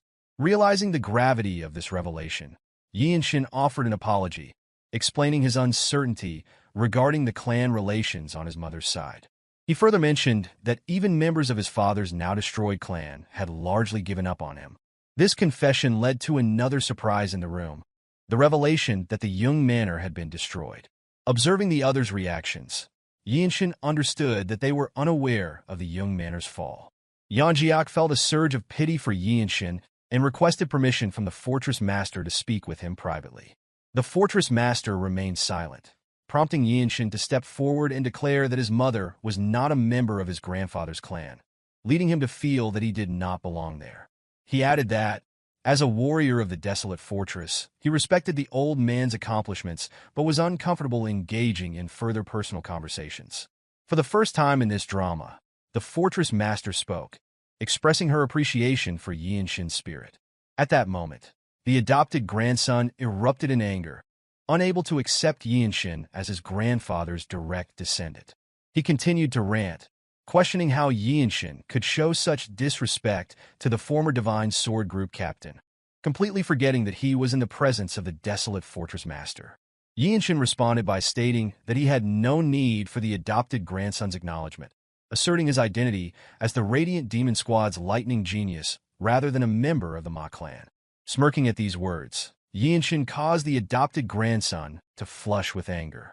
The grandson then sought his grandfather's permission to duel Yeonshin, aiming to prove that Yeonshin was unworthy of being the old man's blood relative. In response, Yeonshin revealed that agreeing to the fight was unnecessary. He added that if an exchange for learning was requested, he would gladly comply, emphasizing that he had no need to prove his value to the Ma clan. This saddened the old man for his earlier remarks while simultaneously angering his adopted son. Yeonshin noticed the iron gauntlet on his waist, realizing that the kid had mastered the Ma clan's Fist of Palm strikes. The Fortress Master then explained that Yeonjiak was an old-time friend who had journeyed with her for a long time, and the Lightning Genius was a promising subordinate. She expressed that any conflict between them would place her in a difficult position, so she preferred the matter be settled between martial artists, advising them to bet on what they desired from each other. Turning to Yeonshin, she acknowledged that the duel offered no benefit to him. Thus, as a friend to Yeonjiak, she declared that regardless of the duel's outcome, she would grant Yeonshin one request. Yeonshin responded cryptically, leading the Fortress Master to explain that granting the fruit of the Tree of Life was not possible at the moment. She added that even if Yeonjiak made such a request, it would yield the same result since he had already received a different reward for his contributions as the Divine Sword Group captain. Instead, she offered to teach Yeonshin one of her vital energy techniques. This offer intrigued Yeonshin and surprised the two martial masters present. The opportunity to learn from the Fortress Master, renowned as the strongest in the world, was significant. Observing the other kid, Yeonshin saw his excitement to learn martial arts rather than follow his grandfather's will if he won. Yeonshin was unwillingly accept the duel, disliking the idea that his mother's clan would endorse such a successor. Shortly after, they assembled in the arena exclusively designated for the Fortress Master to engage in battle. The Fortress Master informed them that the arena was theirs alone and they could do as they wished. Yeonshin maintained his usual aloof expression, appearing calm and confident as the kid prepared for the fight, his hand crackling and the iron gauntlet on his arm. Observing his grandfather and uncle, Yeonshin concluded that the Radiant Demon Squad was sufficient for him at the moment, eliminating the need for the Ma clan. Taking a deep breath to assess his opponent's potential benefits, Yeonshin raised his hand and twitched his finger, provoking the kid to continue, which further angered the child. The kid dashed forward, ready to unleash a powerful punch on Yeonshin. Yeonshin easily pushed the punch away, cleanly dodging the strike. Noticing the kid's superior energy, Yeonshin speculated that the child had consumed potent elixirs. Preparing to counter the next attack, Yeonshin activated his Yeong dynamic technique. The kid launched a barrage of punches, but Yeonshin either took a half step aside or deflected them to neutralize the assault. The kid's attacks varied between seemingly punching air and feeling as though striking a solid stone wall, causing him to wonder why Yeonshin hadn't drawn his sword. Yeonshin replied that the kid's fist strike techniques were sufficiently impressive. As the kid's anger intensified, he mustered more core energy and, releasing all his held-back power, charged again. This time, Yeonshin decided to meet the attack head-on. Despite having less energy, Yeonshin neutralized the initial technique and was only slightly pushed back. Demonstrating his movement technique, he floated and landed gracefully, resembling the movements of the noble races. The kid was astonished that his fist technique didn't even make Yeonshin break a sweat. Yeonjiak watched in awe as his grandson, whom he had once considered useless, proved to be highly capable. Meanwhile, Majin and the Fortress Master observed, having already anticipated Yeonshin's skill. True to his warrior name, Yeonshin exhaled a breath of relief, admitting he had only considered a strong fist strike technique. He then waved his hand to gather his core energy, announcing that by the count of 10, the fight would end. Yeonjiak recognized Yeonshin's talent, but believed ending the fight in 10 moves was unrealistic. Majin clarified that Yeonshin didn't intend to end it in 10 moves. Knowing his talent, Majin anticipated Yeonshin would create a new martial art and conclude the fight in 10 seconds. Meanwhile, the Fortress Master smiled contentedly, anticipating Yeonshin's capabilities. Conversely, The kid calmed down slightly, stating that within those 10 seconds, he would give his all. He gathered his core energy into his arm, radiating yellowish energy throughout his body. Yeonshin considered this positive, noting that the kid had calmed himself instead of getting overly excited by the initial confrontation. Additionally, Yeonshin sensed from the waves of core energy that the kid had been trained finely by his grandfather, a purple robe and a respected figure in the world. Yeonshin recognized the kid's technique well and suggested using a palm strike instead of a fist strike if preferred. He stated that he didn't need the kid's advice in return and encouraged the kid to simply do his best. These constructive words only fueled the kid's anger, prompting Yeonshin to add that the kid would be able to demonstrate plenty of skills in return. Gathering all his physical power into his step, the kid charged forward, channeling every bit of core energy into his fist. Yeonshin decided to meet the strike with his newly created fist strike, retracting his hand and performing an energy accumulation discharge. Their fists collided evenly, surprising the kid with the strength Yeonshin could exert despite Yeonshin having less core energy. Yeonshin didn't stop there. He used a rotational step to charge back toward the kid. With a single glance, Majin realized that Yeonshin had accumulated more energy instead of depleting it. Utilizing this, Yeonshin executed another accumulated energy in his second strike, leaving the kid unable to prepare his fist strike in time.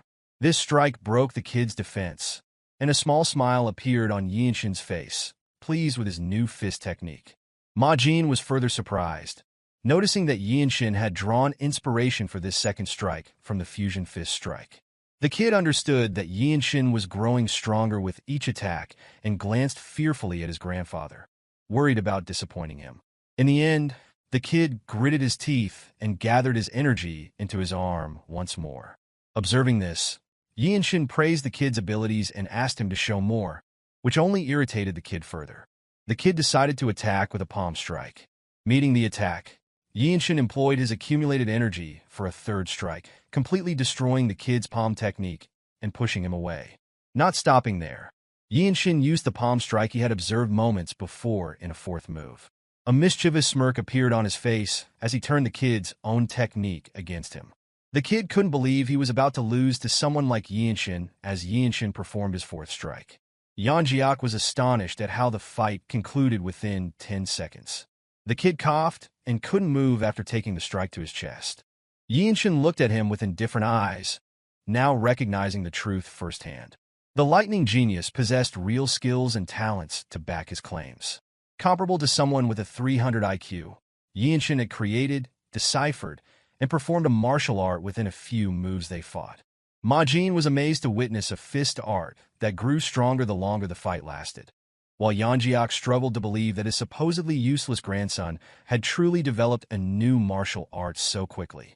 Meanwhile, Yeonshin was calmly normalizing his breathing, feeling proud of himself for creating a martial art worthy of being called a famed ultimate technique.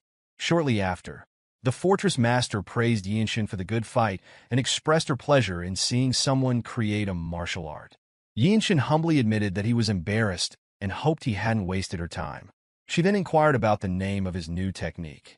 Yeonshin chose to name it the Eternal Blossom Fist. The Fortress Master thought it was a perfect name for a fist strike technique that blooms endlessly. Majin then turned to congratulate Yeonshin on his great work, acknowledging that he had created an incredible martial art. Despite the praise, Yeonshin felt somewhat unhappy, believing he had only managed to work out its framework and was unsatisfied with the moves. He mentioned that when using palm strikes, he relied entirely on the Radiant Demon Arts movement. Majin explained that even with this reliance, not many white robes could withstand his attacks. He always tried not to be surprised, but Yeonshin's rapid growth was unavoidable. However, Yeonshin knew that his progress was not yet fast enough. This confused the others, but only the Fortress Master understood what he truly meant. Yeonjiak then approached him, seeking to know what he must do to gain Yeonshin's forgiveness. This surprised Majin and the kid, as such an influential person was bowing his head to ask for forgiveness from a kid. Time and again, Yeonjiak prioritized his clan above everything else. At this moment, the purple robe martial master, known as the Absolute Being, lowered his head in reverence toward Yeonshin. His mere presence dictated life and death for most, earning him the status of a godlike figure. Yet, this display evoked a sense of irritation in Yeonshin. Eventually, Yeonshin expressed that seeing his grandfather in such a state was a heavy burden. He remarked that the past could not be undone and that the maternal side of his family felt like strangers to him. To Yeonshin, the Radiant Demon Squad was his true family. Yeonjiak, determined to win his grandson over, proposed building bonds over time. However, Yeonshin declared that he lacked time for anything beyond improving his martial arts. He then asserted that he had won the duel his grandson had recklessly initiated and demanded respect as a martial artist. The fortress master, noticing Yeonshin's predicament, intervened and suggested settling the matter. She offered to teach Yeonshin any martial arts he needed when the time came and allowed him to make a single request of the Ma family. Yeonshin, already prepared, planned to deliver his request through Ma Jin, his captain, at the appropriate moment. Ma Jin found himself irritated by this, as the boy seemed to reduce him to the role of a messenger. Once the matter was resolved, Yeonshin and Ma Jin returned to their barracks. On the way down the stairs, Ma Jin mentioned an upcoming mission that could benefit Yeonshin. A few days later, Ma Jin led a group of Radiant Squad members, including Yeonshin, Wonchong, Mirio, and Chung Myung, to Xian County. Yeonshin recalled Ma Jin's words about the mission, which involved recovering the Plum Blossom Pill, an elixir treasured by the Manhwa Sect. The sect had lost it, prompting a widespread search among various martial artists and groups. Their role was to assist the Manhwa Sect in this endeavor, while minimizing casualties. Yeonshin remarked that the conflict presented an opportunity to test his sword skills in real combat. Ma Jin explained that the mission would allow Yeonshin to face renowned martial artists, offering unparalleled growth through battle compared to mere solo training. As they journeyed, Wonchong complained about the requirement to remain out of uniform, a necessity to conceal their affiliation with the Desolate Fortress. Amused by Wonchang's antics, Ma Jin led the group onward. Eventually, they encountered martial artists from the Manhwa Sect. Sage Cheonju, leader of the Plum Blossom Swordsman and one of the top martial masters, greeted them. Yeonshin immediately recognized the name, recalling his status. To match this rank, Ma Jin, a black robe martial artist, had taken charge of their group. Cheonju, in turn, recognized Mirio as the Zen Demon Sword and Chung Myung as the Azure Eye Sword Demon. He knew who they were and felt no need for introductions, having already fought alongside them before. The revelation that Chung Myung's warrior name was Sword Demon intrigued Yeonshin. Among the Manhwa Sect's group, he noticed a particular young man. As Yeonshin surveyed the assembly, Cheonju suddenly approached and looked down upon him. Cheonju perceived the Desolate Fortress is serious about the mission for bringing a disciple. Yeonshin deduced that Cheonju must believe he was not a white robe martial artist, but rather the leader's disciple, based on his attire and his young appearance. Ma Jin attempted to explain, mentioning that Yeonshin was literally only 15 years old as a white robe, but he was cut off mid-sentence when Cheonju recognized Yeonshin's extraordinariness. Cheonju then suggested a friendly duel with the disciple of the Manhwa Sect leader. A small smile appeared on Ma Jin's face as he realized Cheonju was attempting to assert the Manhwa Sect's superiority over the Desolate Fortress. Since they were to travel as a party, it would be awkward for key members to fight each other. Thus, they preferred to use the future generation of their respective groups to determine the hierarchy. Ma Jin turned to Yeonshin for his response, but Yeonshin simply tapped the sword hanging at his waist, signaling his readiness to step forward. A sly smile crossed Ma Jin's face, anticipating an interesting encounter.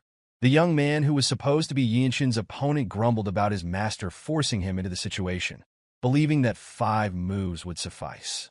Cheonju reprimanded him briefly, explaining that he would learn something here and urging him to give his all. The young man dismissed the Radiant Demon Squad's martial arts, expressing doubt about what he could learn. Meanwhile, Yeonshin kept his mind open, pondering the depth of the Manhwa Sect's martial arts. He then remarked that the young man only needed 5 moves, prompting an apology from him, who claimed he did not intend to offend. Yu Hyun from the Manhwa Sect introduced himself, explaining that his rigorous training had led him to unwittingly voice his thoughts aloud.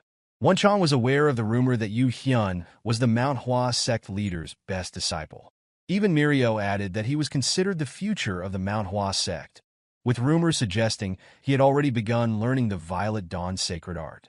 Wonchong felt nervous about Yeonshin fighting such a formidable opponent, but remained hopeful that his comrades would manage. Excited, Yeonshin briefly introduced himself simply as Yeonshin with no mention of his title.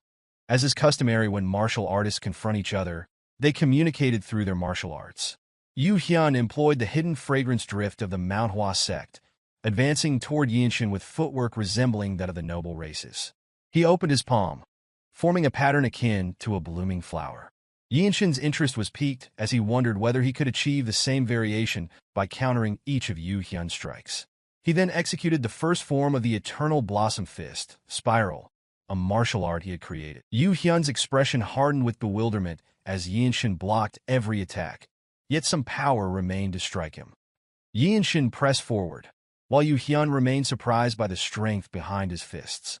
With excitement evident on his face, Yeonshin stepped his feet firmly into the ground and performed the second form, Advancing Thunder, a point-blank straight punch that produced a thunderous sound from a single strike aimed at his opponent.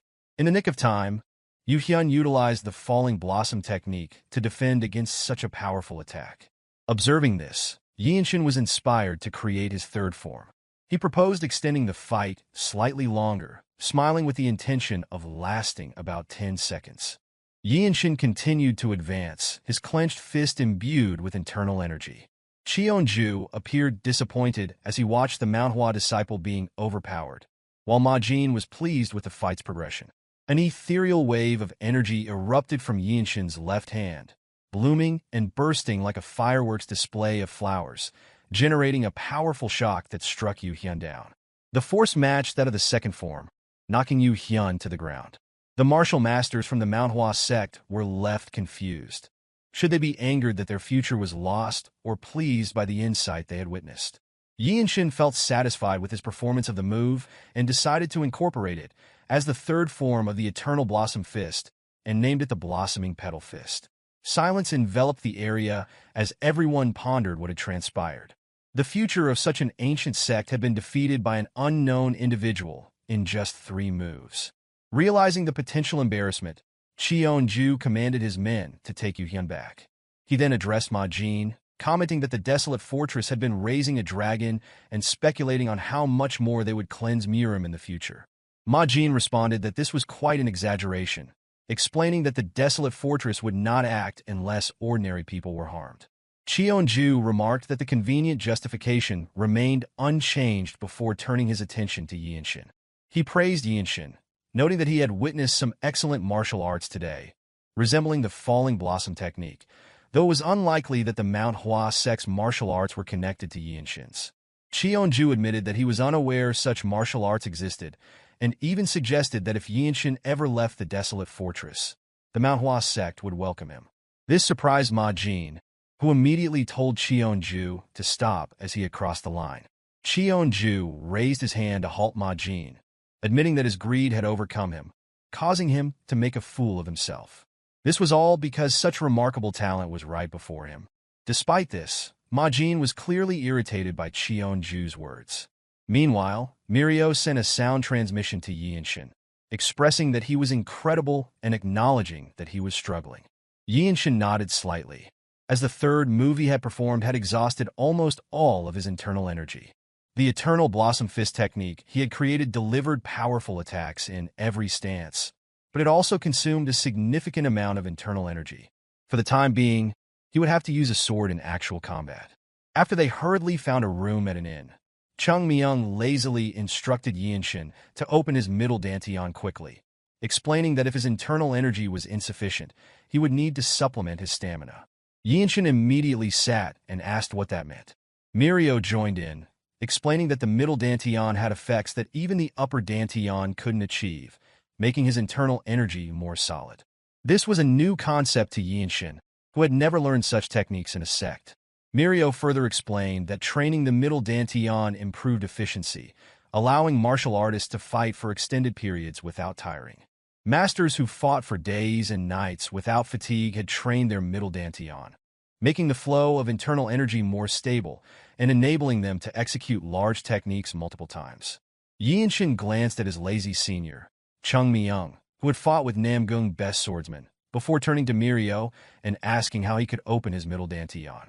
She informed him that with prolonged training in the lower dantian, it would open naturally, specifically by focusing on his breathing and energy circulation in his upper body.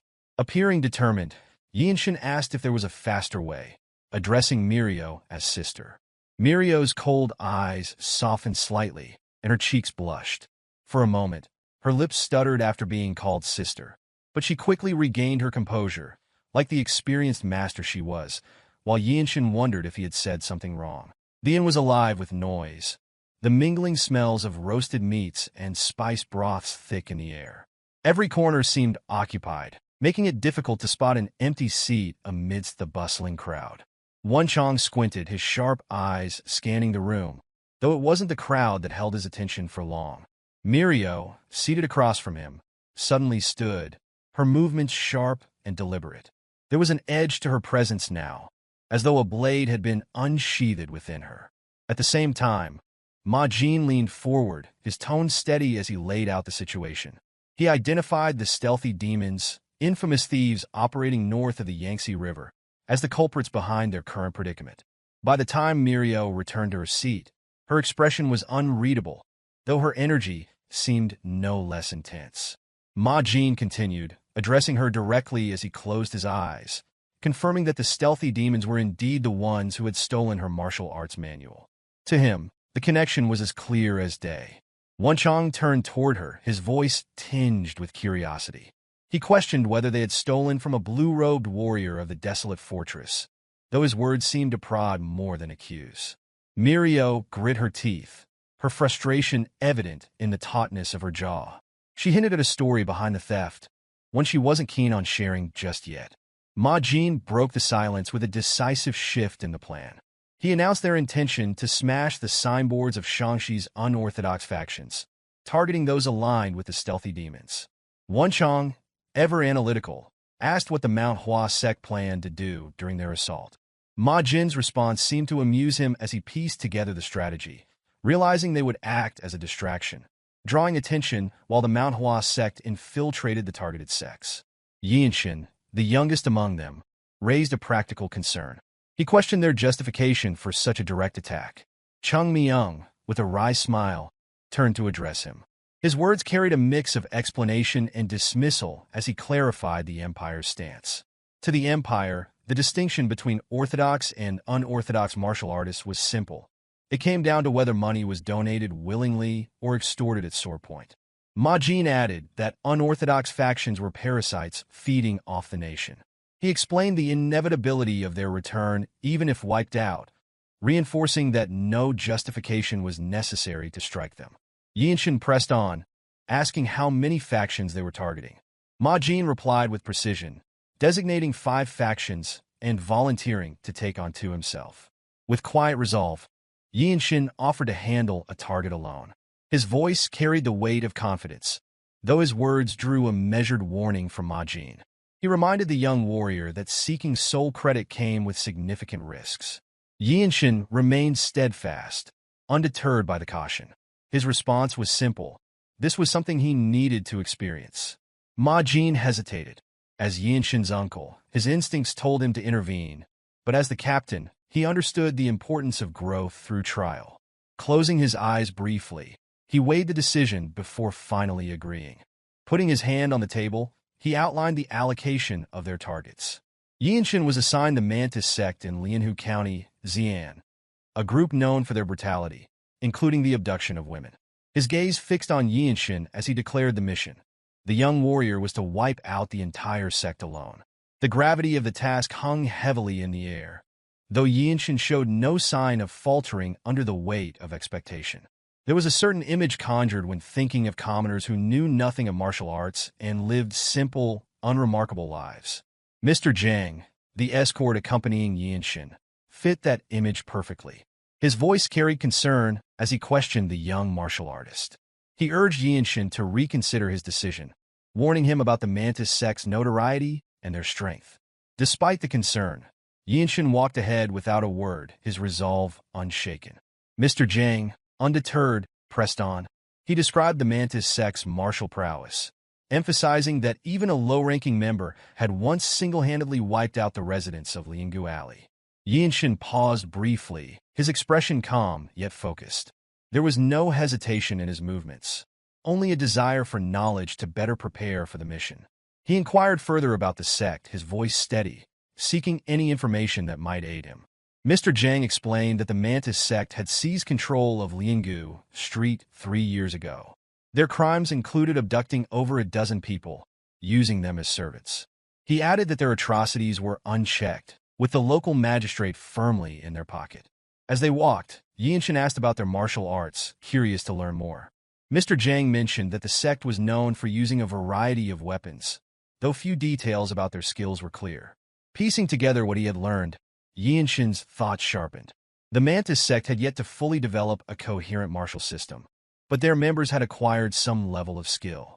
He questioned the state of those held captive and why the government had not intervened, only for Mr. Jeong to confirm that the magistrate's allegiance made outside help impossible. Arriving in Liangu County, Yeonshin observed the bustling streets. Although it was said to rival Shinya County, the area felt far more developed, straddling the line between a thriving city and a sprawling village. They entered a market street, but something unusual caught Yeonshin's attention. His gaze shifted toward an unsettling scene. Several women tied up as though they were criminals, their families weeping nearby, but too fearful to approach. 5 martial artists sat nearby, swords resting casually at their sides. Their careless demeanor contrasted sharply with the anguished cries of the families. Yeonshin approached deliberately, his voice cutting through the tense atmosphere as he questioned the scene before him. The sight of the great Ming dynasty's laws being so brazenly trampled sparked quiet anger within him. No response came from the men. Instead, one of them, a bald thug gripping a knife, smiled before hurling the blade through the air toward Yeonshin. It lacked any real power or skill, more a taunt than a threat. Without hesitation, Yeonshin caught the knife in his hand. With a single, fluid motion, he executed a delightful sword strike, releasing the blade with precision. The knife, propelled by the force of his attack, shot forward like a flash of light, piercing through the air. The bald thug dropped instantly, the blade embedded in his head, and he dropped lifeless as though nailed to the ground. The remaining 4, momentarily stunned, quickly rose, their gazes hardening as they drew their weapons. One mocked Yeonshin, questioning where such a young fighter had learned martial arts and ridiculing his dagger stance. Another advanced, commenting on Yeonshin's speed and skill, his sword drawn in challenge. Yeonshin remained silent, watching them calmly, as though their words weren't worth answering. Then, without fanfare, he drew his Desolate sword. The polished white blade gleamed under the sunlight, its immaculate condition a testament to its care. When one of the men commented on the weapon, his tone shifted, filled with greed as he suggested offering it to their sect leader. The words had barely left his mouth when Yeonshin's blade moved. Its dazzling trajectory cut through the air, leaving a burst of blood in its wake. The man's head split cleanly, the blade continuing down through his torso before his lifeless body collapsed. The remaining men began to understand that this young swordsman was no ordinary martial artist. Before the 3 could even turn to face him, the path of the white sword blazed in swift arcs. Demon's Light, a technique of the swift sword, cut through the air with deadly precision. The sensation of 3 consecutive strikes traveled up Yeonshin's arm as his sword wave landed perfectly. Their bodies had no time to react. By the time they might have moved, their upper torsos were already severed cleanly from their lower halves. The lifeless forms collapsed to the ground, one after another. Yeonshin turned his focus to the bound women, his movements fluid and efficient as he cut through the ropes that held them captive. Gratitude filled the air as the freed women lowered themselves into deep bows. Families rushed forward, sobbing as they embraced their loved ones. Mothers, wives, and daughters finally returned to their arms. Yeonshin, however, found no satisfaction in the scene. His focus remained sharp as he turned to Mr. Jeong, his question cutting through the reunion. Mr. Jeong responded quickly, pointing toward the end of the road. The crowd, still reeling from the chaos, retreated into the shadows, ensuring they remained out of sight. Only Mr. Jeong stayed behind, silently following Yeonshin as they made their way to the Mantis sect. The entrance gate of the sect loomed ahead, its signboard boldly marking the territory. Without hesitation, Yeonshin stopped briefly in front of the gate, raising his leg and channeling inner energy through the Jeong dynamic technique. The power gathered in his strike surged, and with one explosive motion, he released it. The gate shattered instantly, fragments of wood and metal scattering across the ground. Stepping through the destruction, Yeonshin entered the training hall. Around 30 martial artists stood in formation, weapons drawn, their gazes fixed on the intruder who had already taken down 5 of their own. Yeonshin's expression remained calm, indifferent to the sight before him. Observing their readiness, he noted how quickly the news of his arrival must have traveled. The speed of their organization spoke volumes, though it did little to faze him. With his sword drawn, Yeonshin stepped into the center of the yard. He was surrounded by martial artists who remained motionless, their gazes locked onto him with murderous intent, as though biding their time to strike. Tales often spoke of unrivaled supreme masters who could vanquish armies single-handedly. A middle-aged man standing alone on the stairs leading to the main yard frowned deeply, seemingly incredulous. The young intruder had supposedly killed their disciples, a claim that hung heavy in the air. Yeonshin's eyes moved to the man's attire, a long robe adorned with intricate depictions of spiritual creatures, including the 4 divine beasts and dragons. Such clothing was a bold statement, one reserved exclusively for the emperor. The thought crossed Yeonshin's mind. Was this man a rebel for daring to don the dragon robe? Descending the stairs with measured steps, the man who appeared to be the sect leader ordered the others not to interfere. He remarked with a trace of eagerness that it had been a long time since he had felt the edge of a blade, unsheathing his sword as he spoke. He addressed Yeonshin with disdain, questioning why the young man had chosen to reveal himself before their sect, even if he fancied himself a hero.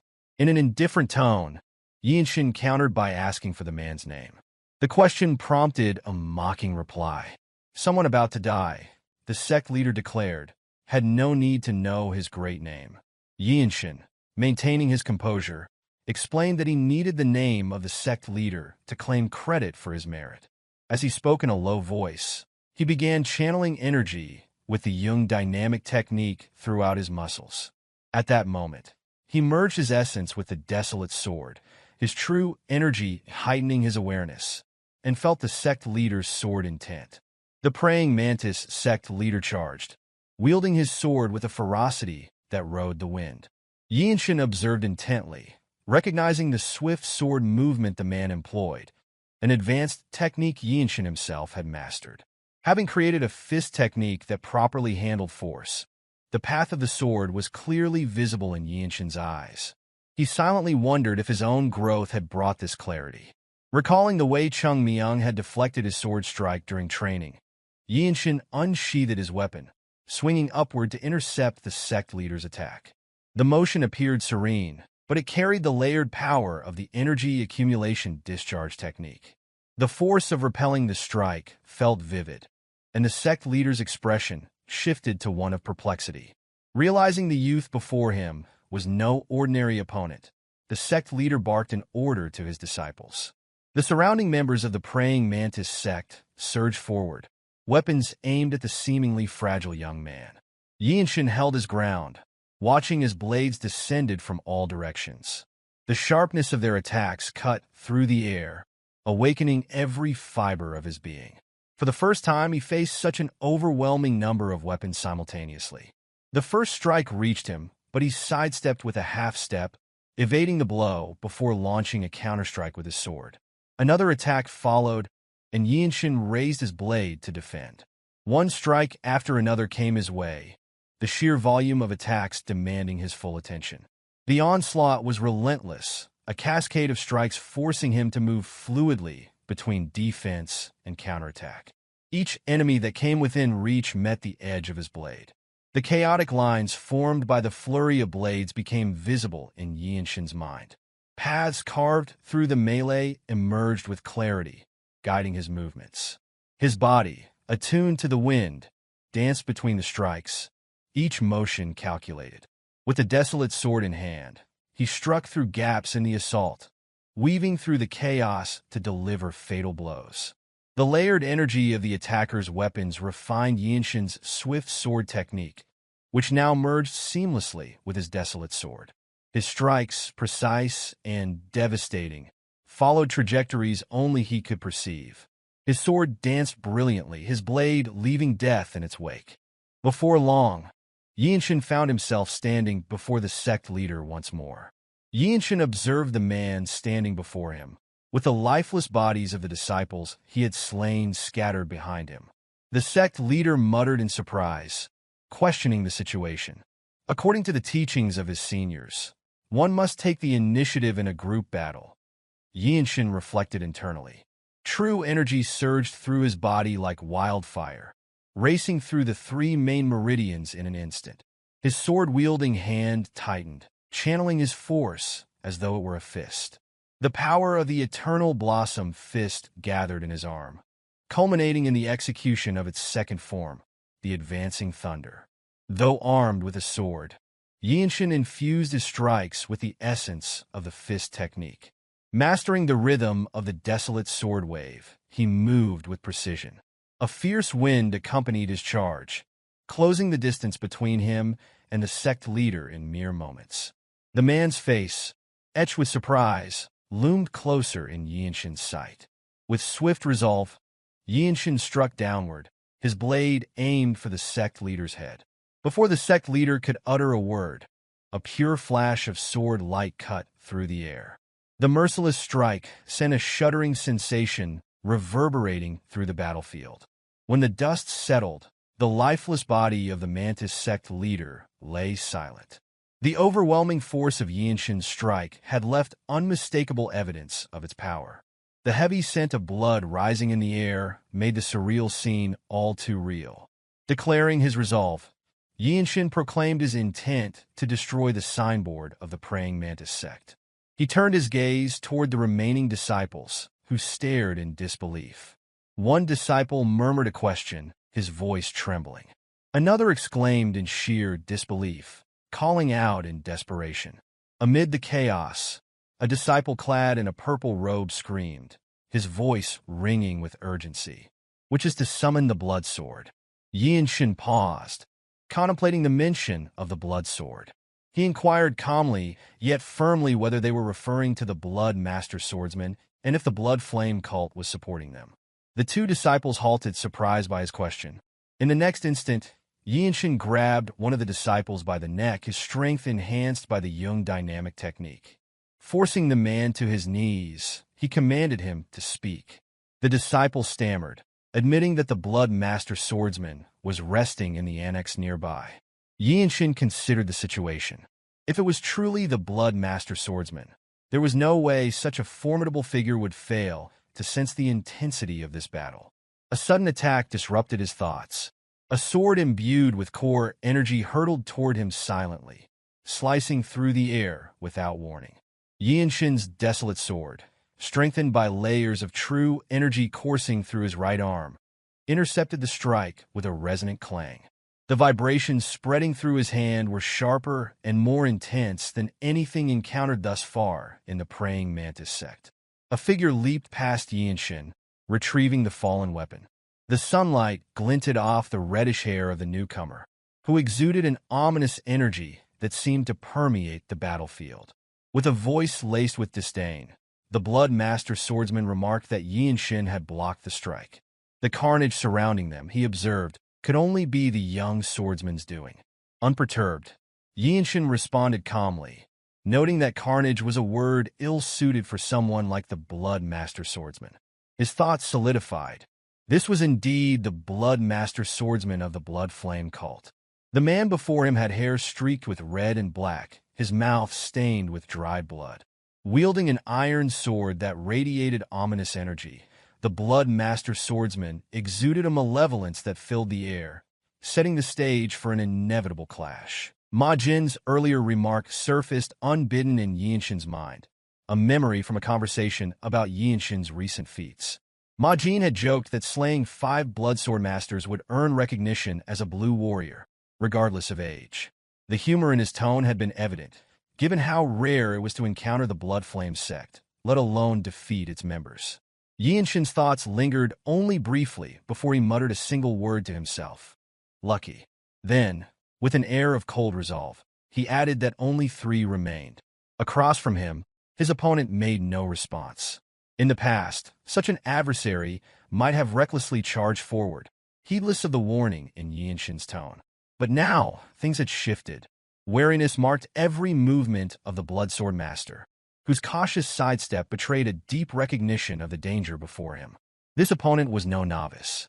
Unlike the members of the praying Mantis sect, the Swordsmaster had sensed the full extent of Yeonshin's power. But Yeonshin had no intention of waiting for an attack. With precision, his foot struck the ground, sending a surge of energy rippling through his body. The second step he took carried intent, a deliberate act that resonated with power. The distance between them vanished as Yeonshin unleashed the Radiant Demon's swift sword technique. The blade carved a sharp trajectory through the air, colliding with his opponent's weapon. The impact echoed as steel clashed with steel, the force of Yeonshin's strike driving his foe backward. Though the enemy had managed to block the attack, the momentum had shifted unmistakably in Yeonshin's favor. This fight needed to end quickly. The Swordsmaster was formidable, but prolonging the battle in the heart of the praying Mantis sect would diminish Yeonshin's chances of survival. His piercing sky-blue eyes swept over the swordsman's form, analyzing every subtle movement with a clarity honed by countless battles. As his opponent retreated, Yeonshin sensed the gathering energy in the man's left hand, an unmistakable sign of an impending counterstrike. The opening revealed itself. Instinct guided Yeonshin's body, bypassing thought as he acted. Energy coiled around the Desolate sword, channeling the spiral force of the Eternal Blossom Fist into his next strike. The combination of precision and speed compressed the space between them as Yeonshin surged forward. The strike was swift and efficient. Blood sprayed faintly into the air, carried by a gentle breeze. The Swordsmaster staggered, a choke sound escaping his lips as shock and disbelief etched themselves onto his face. Yeonshin felt the anguish and lingering resentment in the vibrations that ran along his blade. Even as the Swordsmaster's lips began to move, forming what would have been his final words, Yeonshin did not falter. There was no time for parting sentiments. With a sharp twist of the embedded blade, he ended it.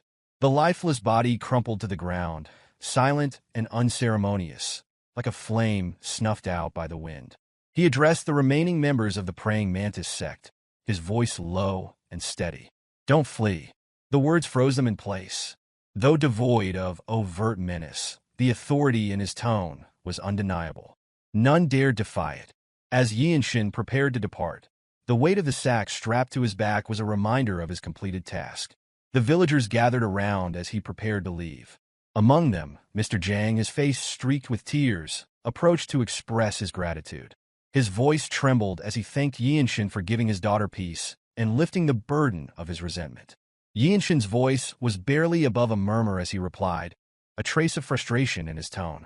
Xian should belong to Jeong. Mr. Jang stirred at the statement, his grief-stricken face showing a flicker of awareness. He replied hesitantly, mentioning the ongoing conflict between the Jeong sect and the Tyrant Sword sect. The words unsettled Yeonshin. Jeong at war with the Tyrant Sword sect? The notion was unfamiliar, and it raised unsettling questions. Fragments of memory surfaced. Visions of his family's annihilation and the enigmatic presence of the Tyrant Sword sect leader. The timing of these events, and the Jeong sect's involvement, had always felt unnatural. As he processed the implications, his thoughts drifted to his niece, little Haya, and to his second brother, Yongsan. He clung to the hope that they were safe for now. Yeonshin resolved that he needed to go to Jeongnan. The decision aligned with Ma Jin's expected approval. Within the chaotic martial world dominated by the 13 heavens, Desolate Fortress's intervention would inevitably target these supreme forces of evil. The beheading of Tyrant Sword sect masters was not just a reprisal, but a means of securing noteworthy achievements. As he reached the summit, Yeonshin abruptly halted. A question lingered in the air as he turned toward the rustling bushes nearby. Had there been any sign of stealthy demon? His voice carried the weight of authority, prompting 2 figures to emerge from the shadows.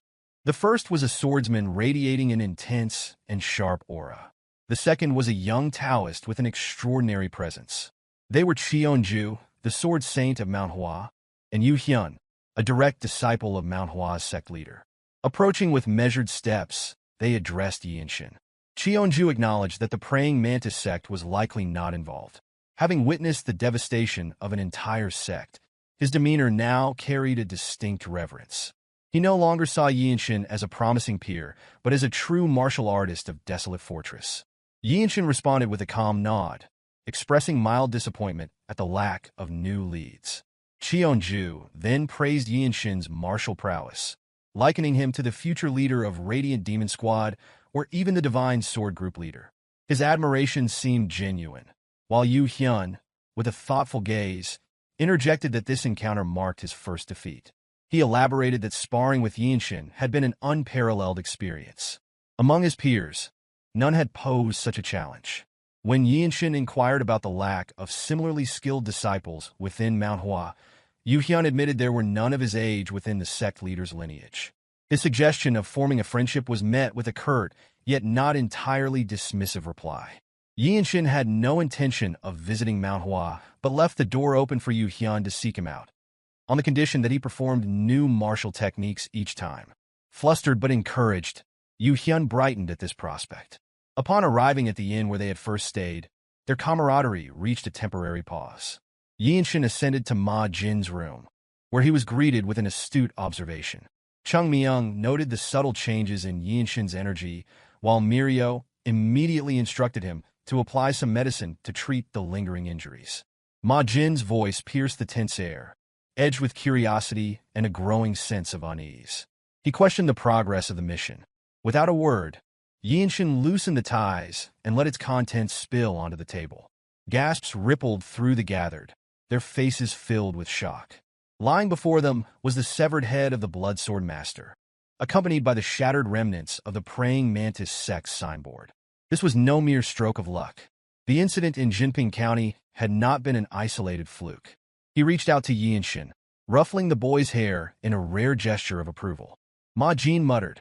The mention of involvement from the Blood Flame sect tightened his expression, the scars on his face seeming to deepen as tension gripped him. The implications were grim, and the weight of what had unfolded settled heavily on his shoulders. This proves your worth, he stated plainly, his voice steady and unwavering, acknowledging the boy's accomplishment without unnecessary embellishment. Ma Jin's unease evident in his furrowed brow. Blood Swordmasters aren't this common, he murmured, his voice heavy with concern.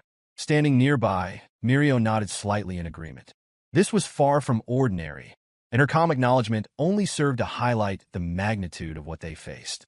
Ma Jin's tone shifted, adopting the authority of a seasoned leader.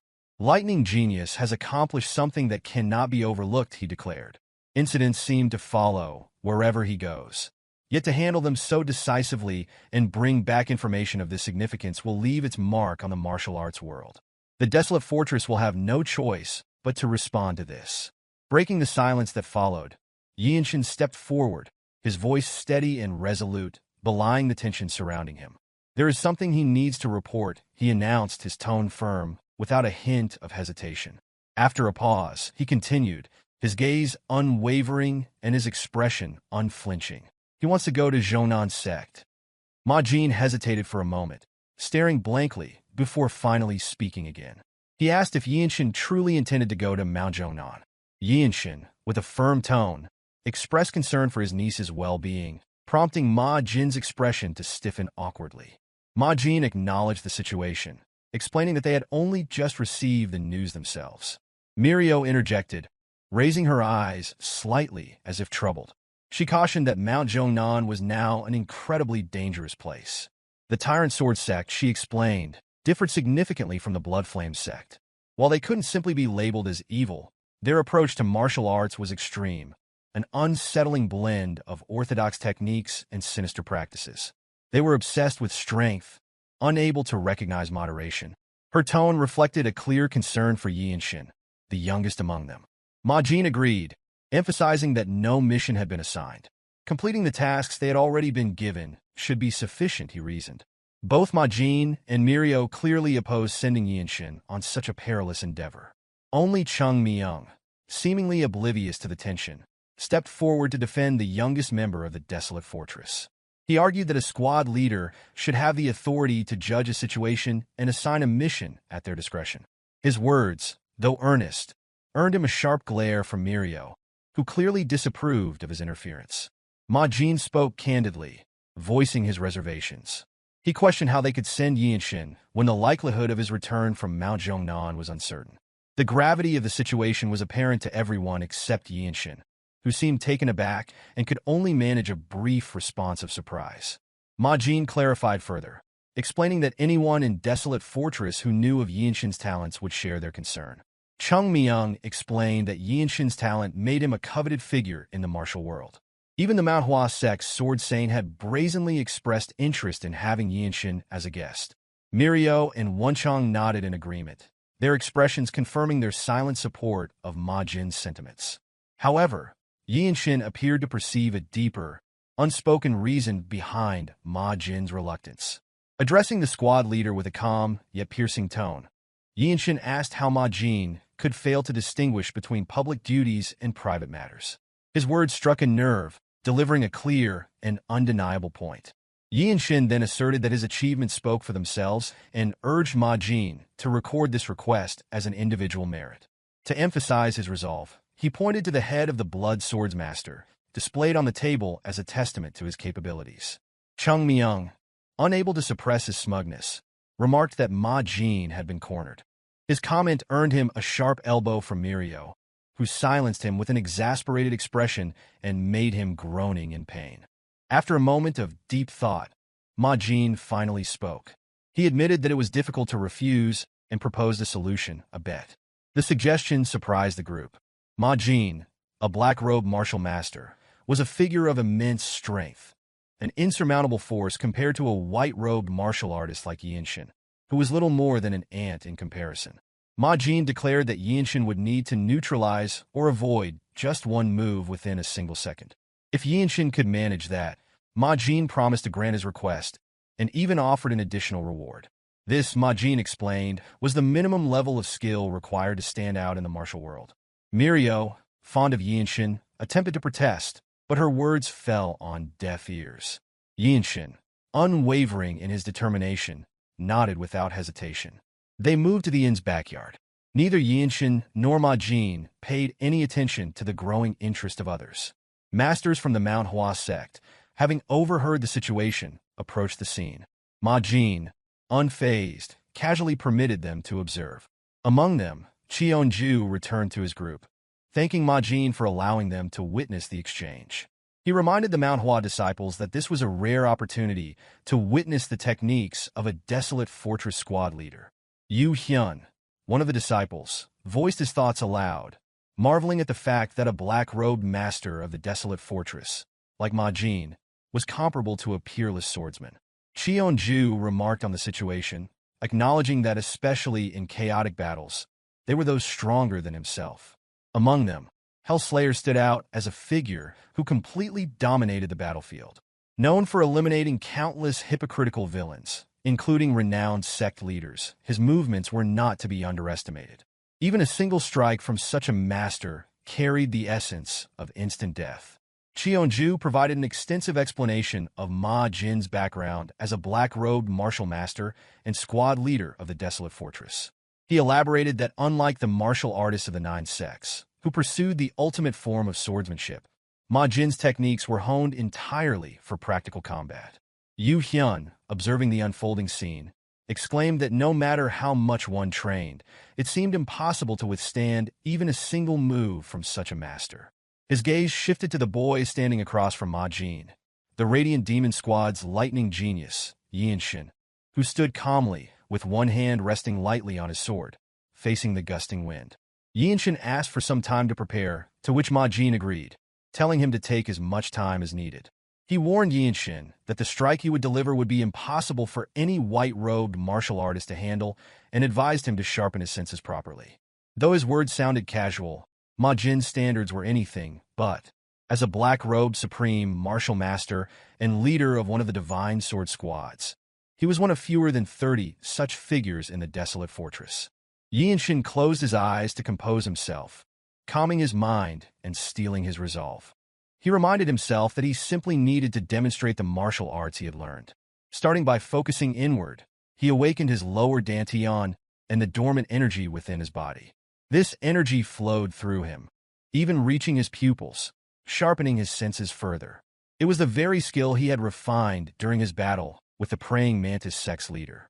Muttering softly to himself, Yeonshin analyzed Ma Jin's body, scanning it from every angle, as if viewing it reflected in a mirror.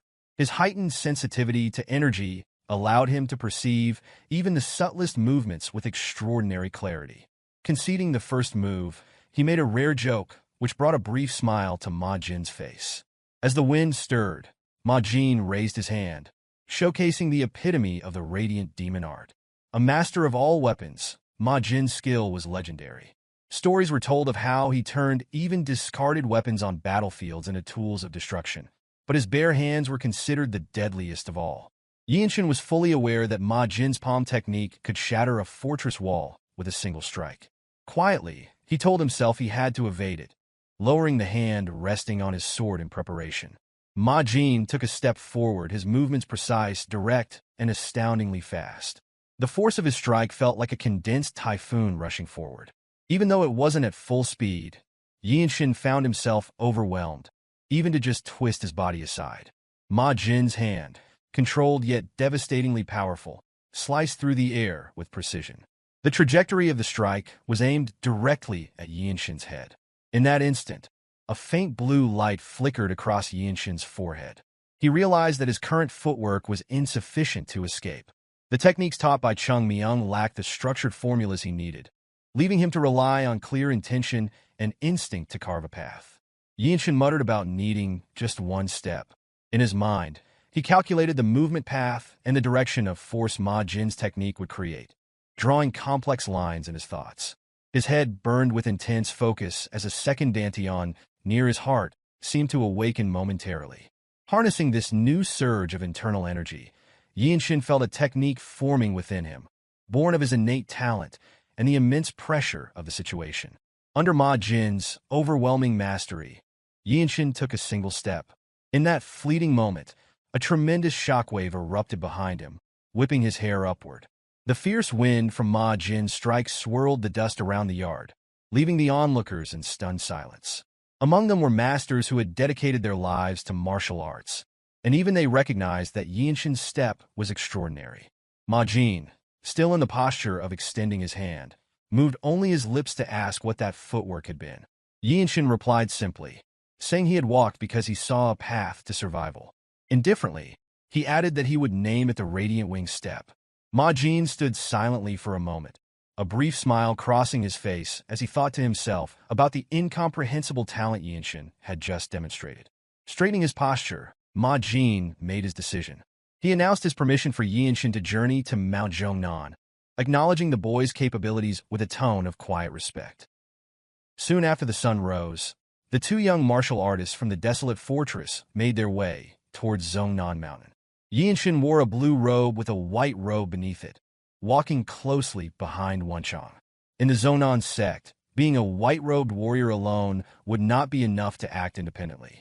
Chung Myung had jokingly remarked while helping his youngest junior borrow and wear the robe. Yeonshin, puzzled by the remark, wondered about its meaning, feeling a sense of curiosity rising within him. Myohwa spoke to clarify. A white-robed martial artist with a blue Desolate sect long robe meant that the person was acknowledged as a blue-robed warrior of Desolate Fortress, a title that guaranteed one's status as a rising star within the sect. The title of Rising Star was not given lightly in Desolate Fortress. It indicated the best among the juniors following the martial path. The significance was amplified by the fact that it was awarded less than half a year after entering Desolate Sect, a rare and honorable achievement. Myohwa smiled, her expression captivating and selfless. She explained that the title came with the authority to command all white-robed warriors within Desolate Sect. Chung Myung added that if anyone asked, Yeonshin could mention the azurized demon sword from the Radiant Demon Squad acknowledging him, which would likely prevent most disputes. Myohwa also suggested using her own warrior name, Zen Demon Sword, as a gesture of handing over the blue robe, a gesture of her joining the small ceremony. Yeonshin thanked them awkwardly, though they seemed pleased with and proud. As they continued on the road, he felt an unfamiliar sensation in his chest, the kindness of his senior overwhelming him in a way he had not experienced before. The words they spoke were more than mere gestures. They carried the weight of responsibility and recognition. Wonchong turned back slightly, his tone teasing but tinged with envy, complimenting Yeonshin on the way the white robe and long blue robe suited him. Yeonshin couldn't help but speak his thoughts aloud as he felt the weight of the blue robe, as if contemplating the significance of the situation.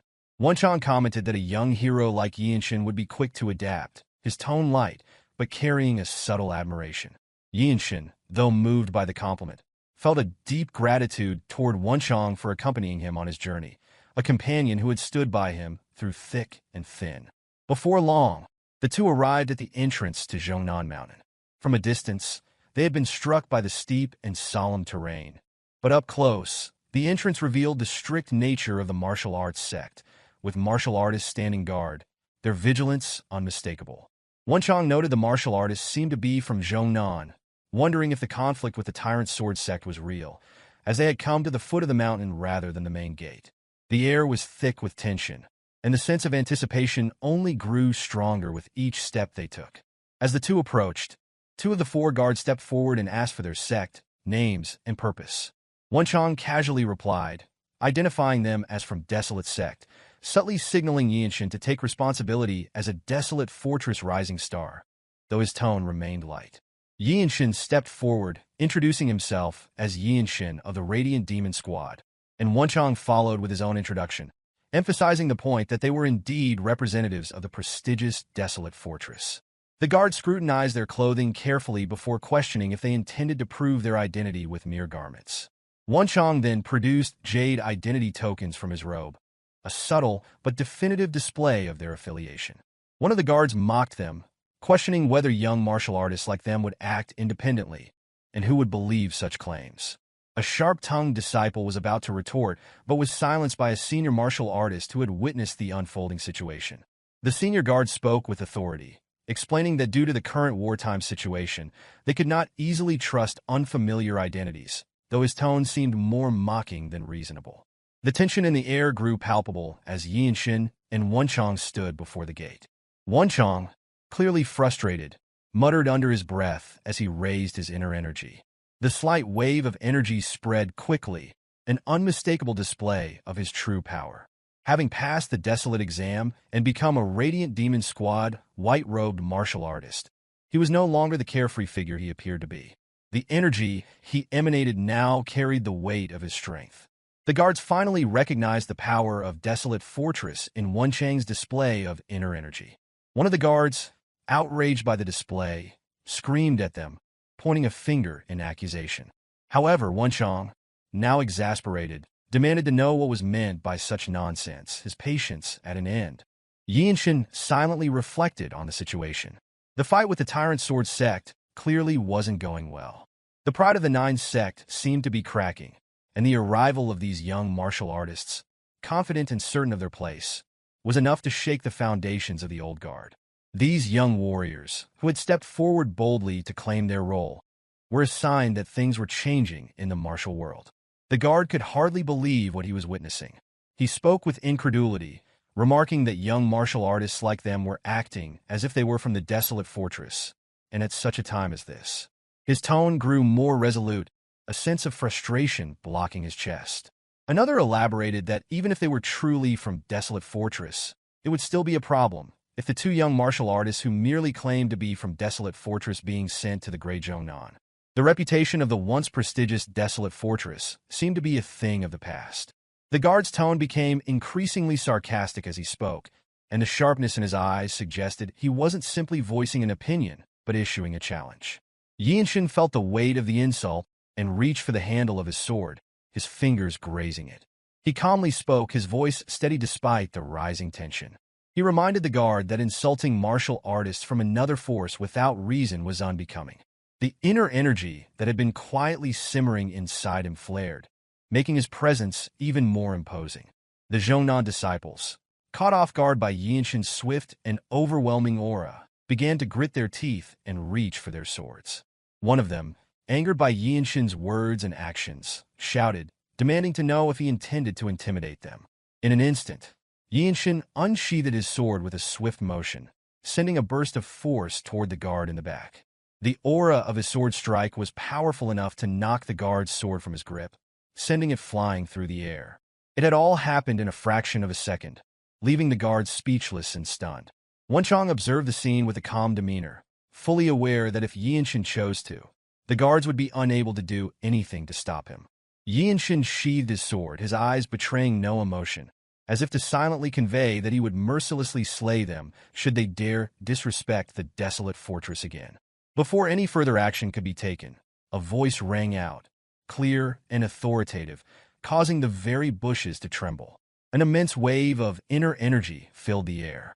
The presence of the figure who had spoken was overwhelming, as though she were a celestial being descending to the mortal world. Yeonshin immediately recognized the significance of this presence. It was a transcendence of martial power, something beyond the realm of ordinary martial artists. The woman standing before them exuded an aura of superiority, her delicate body surrounded by an energy that seemed to defy her seemingly frail physique. Her extraordinary skills were apparent even without her lifting a finger. One of the guards shouted, recognizing the woman. Yeonshin assessed her quietly, noting that she seemed to possess the same level of power as a blue-robed warrior from Desolate Fortress. The woman's commanding voice filled the air once more, cutting through the tension. She chastised the guards, calling their actions unbefitting of Jeong Clan disciples, and suggested they return and discuss the matter further. The guards, ashamed, immediately apologized, their faces reddened with embarrassment. They muttered that they were deeply ashamed to face such a senior, their spirits clearly deflated. With a slight pause, the woman spoke again, this time directing her words to Yeonshin and Wonchong.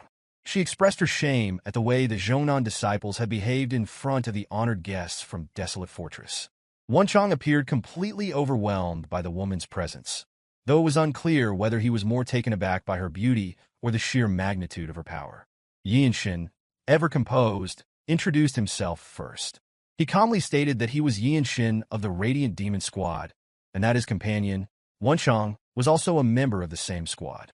The woman, her soft voice carrying an unspoken weight, revealed her own identity. She was Weiji Myohwa of the Jeong Clan Sect. Wonchong immediately recognized the name. Feeling a sense of awe, Wonchang's exclamation confirmed the significance of her identity. Weiji Myohwa, the Cloud Sword Dragon of Jeong Clan Sect.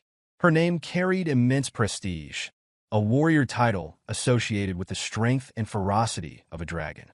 Despite her transcendent beauty, Yeonshin found his interest piqued not by her appearance, but by the strength she clearly possessed. She was a force to be reckoned with, and that was what mattered most to him. On top of that, she bared to the position of an elder at a young age of 20. Cloud Sword Dragon Weiji Myohwa had become the subject of widespread rumors as a genius who had descended due to heaven's mistake.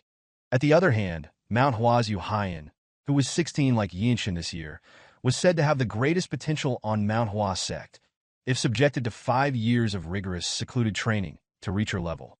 Born and raised on Jeongnan Mountain, Myohwa had attained the status of a great master at a remarkably young age, while Yeonshin, at least 4 years her junior, never bothered to compare himself due to his frail constitution, a habit he had long cultivated. Wonchong approached Myohwa and conveyed that it was an honor to meet the revered Weiji Myohwa, known as the Cloud Sword Dragon. Yeonshin acknowledged that their arrival at the Jeongnan main mountain might have been presumptuous and expressed his shame in the presence of the great hero Myohwa. Yeonshin, although younger, joined in the respectful address without diminishing her achievements by referring to her as great hero, not as a female hero. Myohwa's gaze softened as she recalled that, despite young Master Yeonshin having unsheathed his sword first, it was her fellow disciple who had taken the initiative. She explained that everything had transpired swiftly, and on behalf of Jeongnan, she offered her apologies. Her gentle expression toward Yeonshin, her beauty and her natural representation of the Jeongnan sect made even Wonchang's awkward and self-conscious remarks seem understandable. Realizing that the honored guests had been waiting too long, Myohwa announced that she would guide them to the main sect, where their purpose could be discussed further. In response, Yeonshin expressed his gratitude in a manner befitting. At the same time, someone descending the mountain and called out to Yeonshin, and as he lifted his gaze, he recognized a familiar face, his second brother, Jeong Clan, who stood with a stunned expression. After traversing several rugged mountain peaks, Myohwa emerged from the martial training ground accompanied by an elderly man and a young girl. The girl's eyes widened with joy at the sight of Yeonshin, and she ran to him, calling out to her uncle with the fervor of someone who had longed for his presence after losing her parent overnight. Yeonshin enveloped her in an embrace, and she clung to him as if her heart were mending. With genuine concern, Yeonshin inquired about her well-being, and the girl, known as Hya, nodded amid emerging tears. As Yeonshin reunited with the tearful Hya, Wonchong could only sniffle at the touching scene. After savoring the heartfelt moment, Yeonshin turned his attention to the elderly man, whose peculiar gaze held his interest. Yeonshin released his embrace on Hya, despite her apparent reluctance. Myohwa then explained that the sect leader and the Grand Elders had departed to duel with the Tyrant Sword sect leader, and because the visitors hailed from the Desolate Fortress, she had brought the highest-ranking elder from the Zhongnan sect who was still present. In response, Yeonshin and Wonchong exchanged respectful greetings with the old man. With his hand behind his back, the elder slowly introduced himself as Zhong Yol, the Zhongnan Sword Immortal. Wonchong could hardly contain his astonishment and almost cried out in reverence, declaring his respect for the Sword Immortal. Yeonshin, maintaining a calm demeanor as he clasped his hands in return, recalled having observed the Desolate Fortress Lord from afar. Though he revered the elder's reputation, he was not overwhelmed as Wonchong had been. In his mind, Yeonshin discerned well that Elder Yol might be even more formidable than his own grandfather, Yeonjiak. Staring intently at Yeonshin, Yol suddenly inquired about his age. Upon hearing that Yeonshin was 16, Hye, who had been inconsolable at the sight of her uncle, brightened with a radiant smile. Without delay, Yol suggested showing them something, and despite Yeonshin's internal bewilderment, the Zhongnan Sword Immortal led them to a secluded side of the mountain, a place that had long occupied his thoughts. On the rough surface of a cliff veiled in a faint mist, various lines had been etched. Yeonshin casually examined the patterns as Myohwa called out to the elder, questioning his remarks made in the presence of an outsider. With an expression that blended incomprehension and determination, she declared that the restoration of the lost Nine-Yang unified technique was the sole ambition of their sect. Yol clarified that the Swordmaster, though invited to Zhongnan by the previous patriarch and having inscribed his martial arts onto the mountain in his later years, was not a bona fide practitioner of the sect's true mountain technique.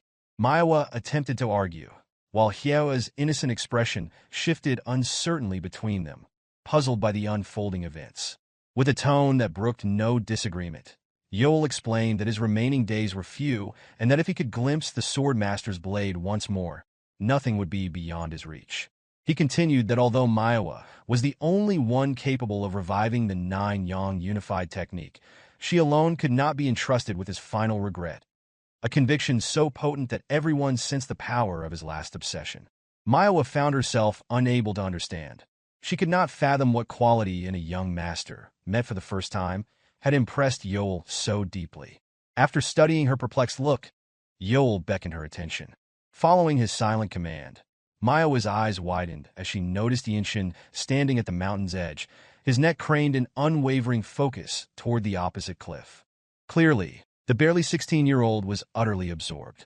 As Yeonshin silently examined the etched sword traces on the cliff, he marveled at the multiple, sharply defined trajectories that defied the wear of time. Those overwhelming marks, he realized, were not products of ordinary human skill, but could only have been forged by someone who had attained the level of Void Step. Yol revealed that these marks were the handiwork of the Swordmaster, who had passed away 59 years earlier. Wonchong briefly considered whether the Swordmaster might be Yongchuan. Yol recalled that a disciple expelled by Yongchuan had gone on to establish the Tyrant Sword Sect, meaning that every technique of that sect had its origins in the legendary master. Yol elaborated further, asserting that, aside from the Desolate Fortress Lord, neither god nor demon, few could rival the Swordmaster's prowess. The revelation left Wonchong in stunned disbelief, for it was nearly unimaginable that the Swordmaster could match the might of the Desolate Fortress Lord. Yol then recounted how the Swordmaster had once taken a starving, seemingly useless orphan like him, brought him to the main mountain, and entrusted him to the previous patriarch's care. When Wonchong inquired why he had not learned the Swordmaster's technique, Yeol explained that fate had not allowed it, and that he himself lacked the necessary talent. Many of the Sect swordsmen had tried, yet the path of the sword was not one navigated by broad knowledge or sheer martial prowess. The assembled masters had agreed that only a sudden flash of inspiration could ever trace the true path of the Swordmaster. As Wonchong concentrated on the sword path, he furrowed his brow at a phrase boldly inscribed in one stroke within the mist on the cliff. "The worthy one shall obtain it." Yeol affirmed that this was a matter solely of innate talent. The entire hope of the sect for deciphering this technique rested on Myohwa. Even if she did not outwardly display its burden, its weight was unmistakable. Myohwa, renowned as the unprecedented genius of the Jeongnan sect, wore a look of deep perplexity. Even she could not fully grasp the significance of the situation, which transcended personal capability. Before long, the luminous aura that had encircled Yeonshin's head faded, leaving him simply grateful for another opportunity to grow stronger and inspired to create his own sword technique. After a long, steady exhalation, Yeonshin emerged from his concentration on the sword trace. Then, in a manner reminiscent of a grandfather calling his grandson, Yeol called Yeonshin. When Yeonshin turned to meet his gaze, the Jeongnan sword immortal, unspoken curiosity, inquired what it was that the young man had seen. Yeonshin did not give out a response as an arc formed on his lips. Instead, Yeonshin slowly drew his Desolate sword. Meanwhile, Myohwa could scarcely believe that a youth barely 16 years old could truly decipher such an intricate technique.